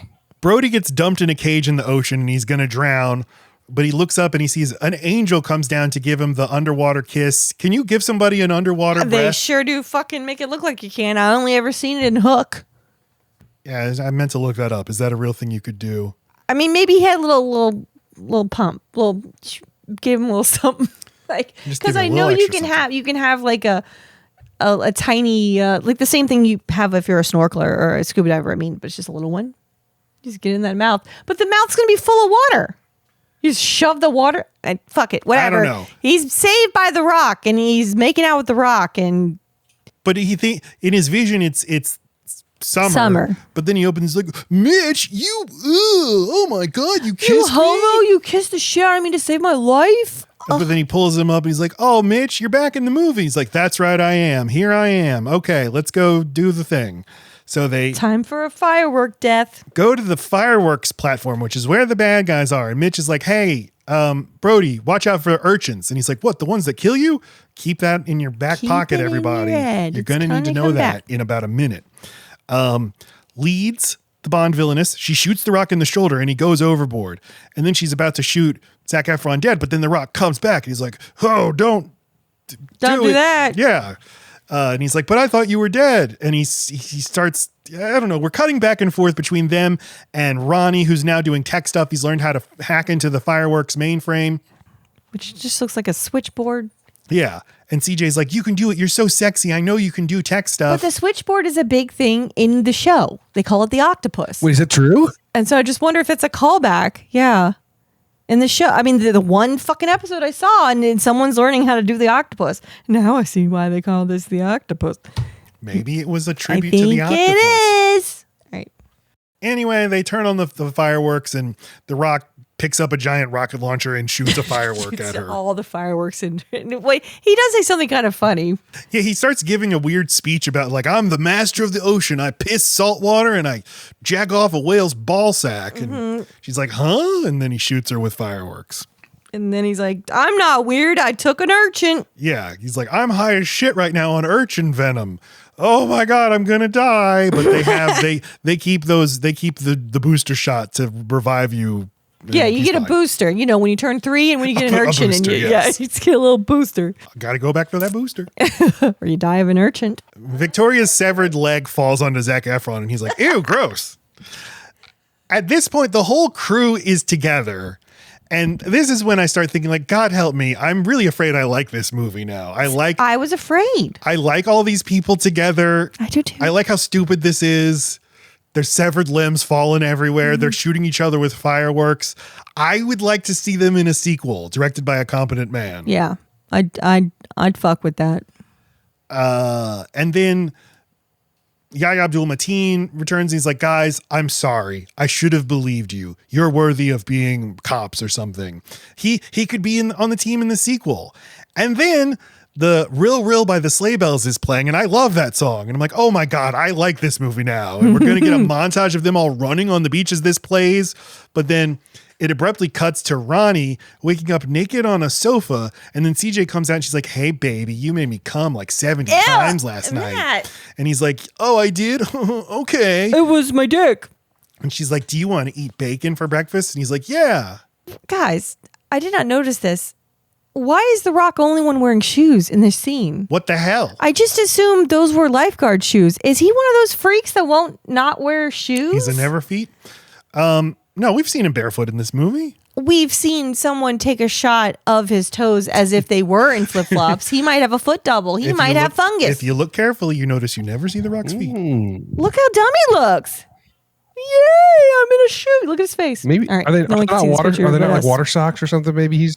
No, they're like canvas, they're like bobs. I don't know about that. Toms, whatever they're called. Tom's water. No, Matt, can you just go? You're the one stopping everything. Oh my God. You fucked me real good. Now let's eat breakfast. He's like, I can't believe my wife. The team assembles at the lunch spot. The Rock is like, guys, congratulations. You're no longer trainees. You're just regular old lifeguards. And they're like, yay. And let me introduce you to our new captain. Over from our Hawaii unit, it's Pamela Anderson. She literally doesn't say anything. No. They don't give her a line. Was it really her? It was That's her. the question. But was it like she's filmed Right. in on her own one day and it's just Right. a green She's in screen? the shot She's a with them. hologram. I think she looks great. And you don't have to say she's incredible. Just walking like that. And everybody's like, oh my God, she's really walking in slow motion. It's just acting is not just saying things. It's having like physical presence. And she does. She does. Oh, and she has presence. Yeah. And now just one last slow motion shot of everybody running in slow motion. And then Zac Efron trips and they help him up. See, and that's but that. at least it's not Ronnie. Yeah, I agree. Yay. And just like that Zac Efron movie, That Awkward Moment, we end with bloopers. Because I think you have to if you have Zac Efron in the movie. They're like, look, no, he's actually funny, guys. Look what he's doing. Where there's also David Hasselhoff and Dwayne Johnson drinking beers together. And Hasselhoff is like, why couldn't I play Mitch? And The Rock's like, you will get to in the sequel. This movie was so certain it was going to have a sequel. It still can.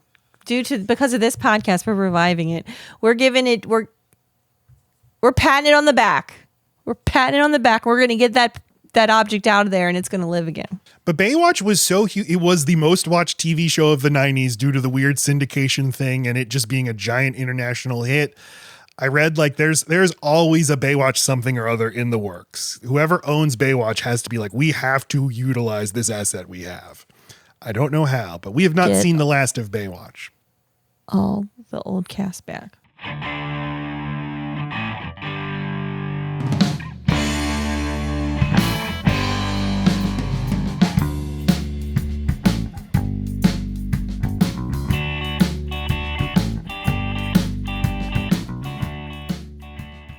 So it's time now for our final thoughts.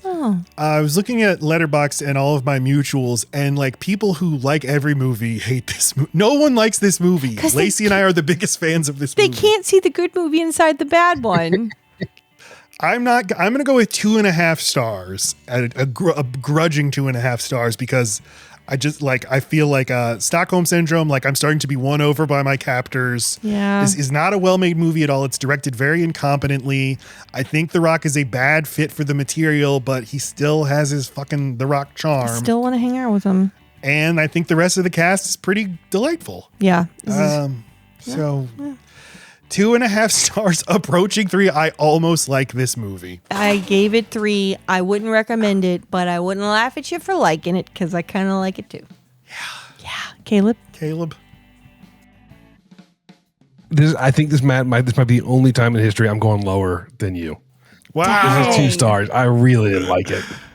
And it's Ronnie and The Rock are throwing me off, man. Those two are just so Ronnie bad. If is troubling. If Efron is leading this movie, to your point, it's fine. Yes. He's a quite talented comedic and his comic persona is exactly what this movie could need, because it could be a pretty straightforward action movie, but with like a funny guy at the center. You're so right. It's Channing Tatum. Yeah. There's your ideal. Yes. And of course, the whole time I was thinking, well, we can't put Jonah Hill as the guy because he's in 21 Jump Street. But when you all said we could put both, I was like, hell yeah, now you got a movie. Just do it. Yeah. There's like Channing Tatum's a good example of this, but another person that could do it is Jake Johnson. I think you just need someone who's like an overconfident, like, oh, we just do this because like it's like, how do you do this? You fail all the time, or everything's blowing up, and he's like, but it just works out, Like John Hamm. Hamm also could do it. Which he did his own version of this by reviving Fletch, which was good. Who did this? John Hamm. Oh yeah, he's good. Fletch. Oh, that's the kind of person I'm thinking of. See, I named a person. But Lacey, that performance is like the type of role. Yeah. Yes. Yeah, that's a good call. I did it. You see how much Caleb celebrated me, and you passed it right by. Can we get married like after this marriage, Caleb? How are you feeling about that? When this one's over. Yeah, when this one's like after it's like a normal amount of time has passed. Just call me. Okay. All right. Caleb said yes. Thank you for It's good to have a backup. I think once again our episode has gone over the running time of the movie that we're discussing, which is hard to do with this movie, actually. Even though this is a long movie and we haven't even done the history segment yet. But Caleb, thank you for spending so much time with us and watching this movie that you don't like. It's okay. I tried my best. I'll be back whenever you guys do the next Efron. Okay, just all Efron, please. I like Efron. I like him too. Let's do Neighbors. We'll probably do a High School Musical. Oh, I have seen it. So he can sing too? The other one that I think would be good for this is Mike and Dave Need Wedding Dates. Oh. Because it has Adam Devine, and he is a big hit or miss for people. Yeah, mostly miss for me. Oh, I like him a lot. I like him in Righteous Gemstones. I mean, he's one note, but that note is so good. I like him in Workaholics. Is it Workaholics? Yeah, it's Workaholics. Yeah. He's playing right into that note in Mike and Dave Need Wedding Dates. He really doesn't have range, but I don't think he needs it. You say Mike and Dave Need Wedding Dates, and I think, like, isn't that like an Adam Sandler movie from like 2002? But it's... You're thinking of Mike and Molly. I don't know what I'm thinking I'm kidding. Jack and Jill. Maybe I am thinking of Jack and Jill. You just say two names and Matt's like, no, the one with Kevin James and Adam Sandler where they pretend like they're... Mall Cops? Like they're gay. Oh, Chuck and Larry. That's now I pronounce it Chuck and Larry. That's what I'm thinking of. Yeah, don't put two names. Benny and June. Don't do it. Caleb, is there anything, final thoughts? Do you have anything to plug? Anything you'd like to... Butt plugs? Stop doing that to Caleb. Caleb. Go see the new Naked Gun. Yes. If you haven't seen it yet. I want to so bad. With Pamela Anderson. It's She's incredible. having a moment. It's a tight 85. You're in and out. Oh. And the Lonely Island guys don't miss. So I didn't even know they were involved. That's my takeaway. Yeah, one of them, Akiva, directed. Oh, okay. Yeah, I'm excited to see that movie. I don't know when I might have to. You're not going to see it without me. No, we will go during a school day next week. How about that? Hell yeah! Fuck yes! We keep forgetting we have time now. Time enough at last. Mm-hmm. All right. Check out us. Check us out. Check us out on YouTube and all that. Give us a review on iTunes / Apple Podcast. 5 stars, please, and type something. Just say I like this podcast. That's all you have to do. You gotta type something. Don't just hit 5 stars. Just type something. Yes, go to TikTok, like and subscribe, whatever the fuck it is you do. But also just do what we're saying here. If you've already listened to this point and you have not given us a review, what are you doing? If you don't know what to say, ChatGPT will tell you. Just say hi. Next week, it can literally be hi. Next week, the Summer of Rock continues. We are in the section of The Rock's career we are calling The Fall. The Rock is in a hard place. You keep saying that it's going to happen, and I just keep liking him. And next week, we're talking Hobbs and Shaw. the Tooth Fairy's the only one. And this one is a big commercial success, I think. Okay. No. It was So a he's disappointment. Hobbs and Shaw. Was it? I think internationally it made money, but it wasn't a Fast and Furious level hit. And they intended it to launch its own spin-off franchise. Do those guys like each other in real life? I need to know that. I think that it was these guys are good together and they have fun, so let's put them together. And we need another bald guy because Vin Diesel does not like Rock and Rock doesn't like him, so we need to put another shiny head. Yeah, it was pretty big, Matt. I'll just check the numbers. 175 domestic, which is not that great, but almost 600 million internationally. Wow, they would kill for that number today because that was pre-COVID. Yeah, it did 760 million. It was Universal's highest grossing film of the year. 760? It did 760? It's a pretty popular movie. I'm on Letterboxd at Matt Stokes 9. Lacey's on Letterboxd at Loadbearing Lacey. My band is Roll Out 9. Our music is The Joy of Averages. Check us out, please. Okay, you're the Rock. That Goodbye. is it. Love you. Goodbye. You rock. Yes. You're the Rock. You rock. Bye, Caleb.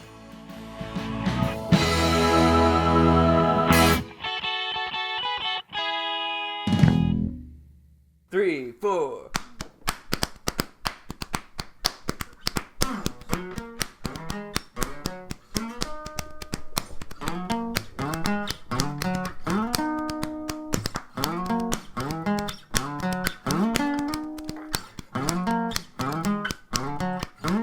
Everybody, love Mary King's, love Mary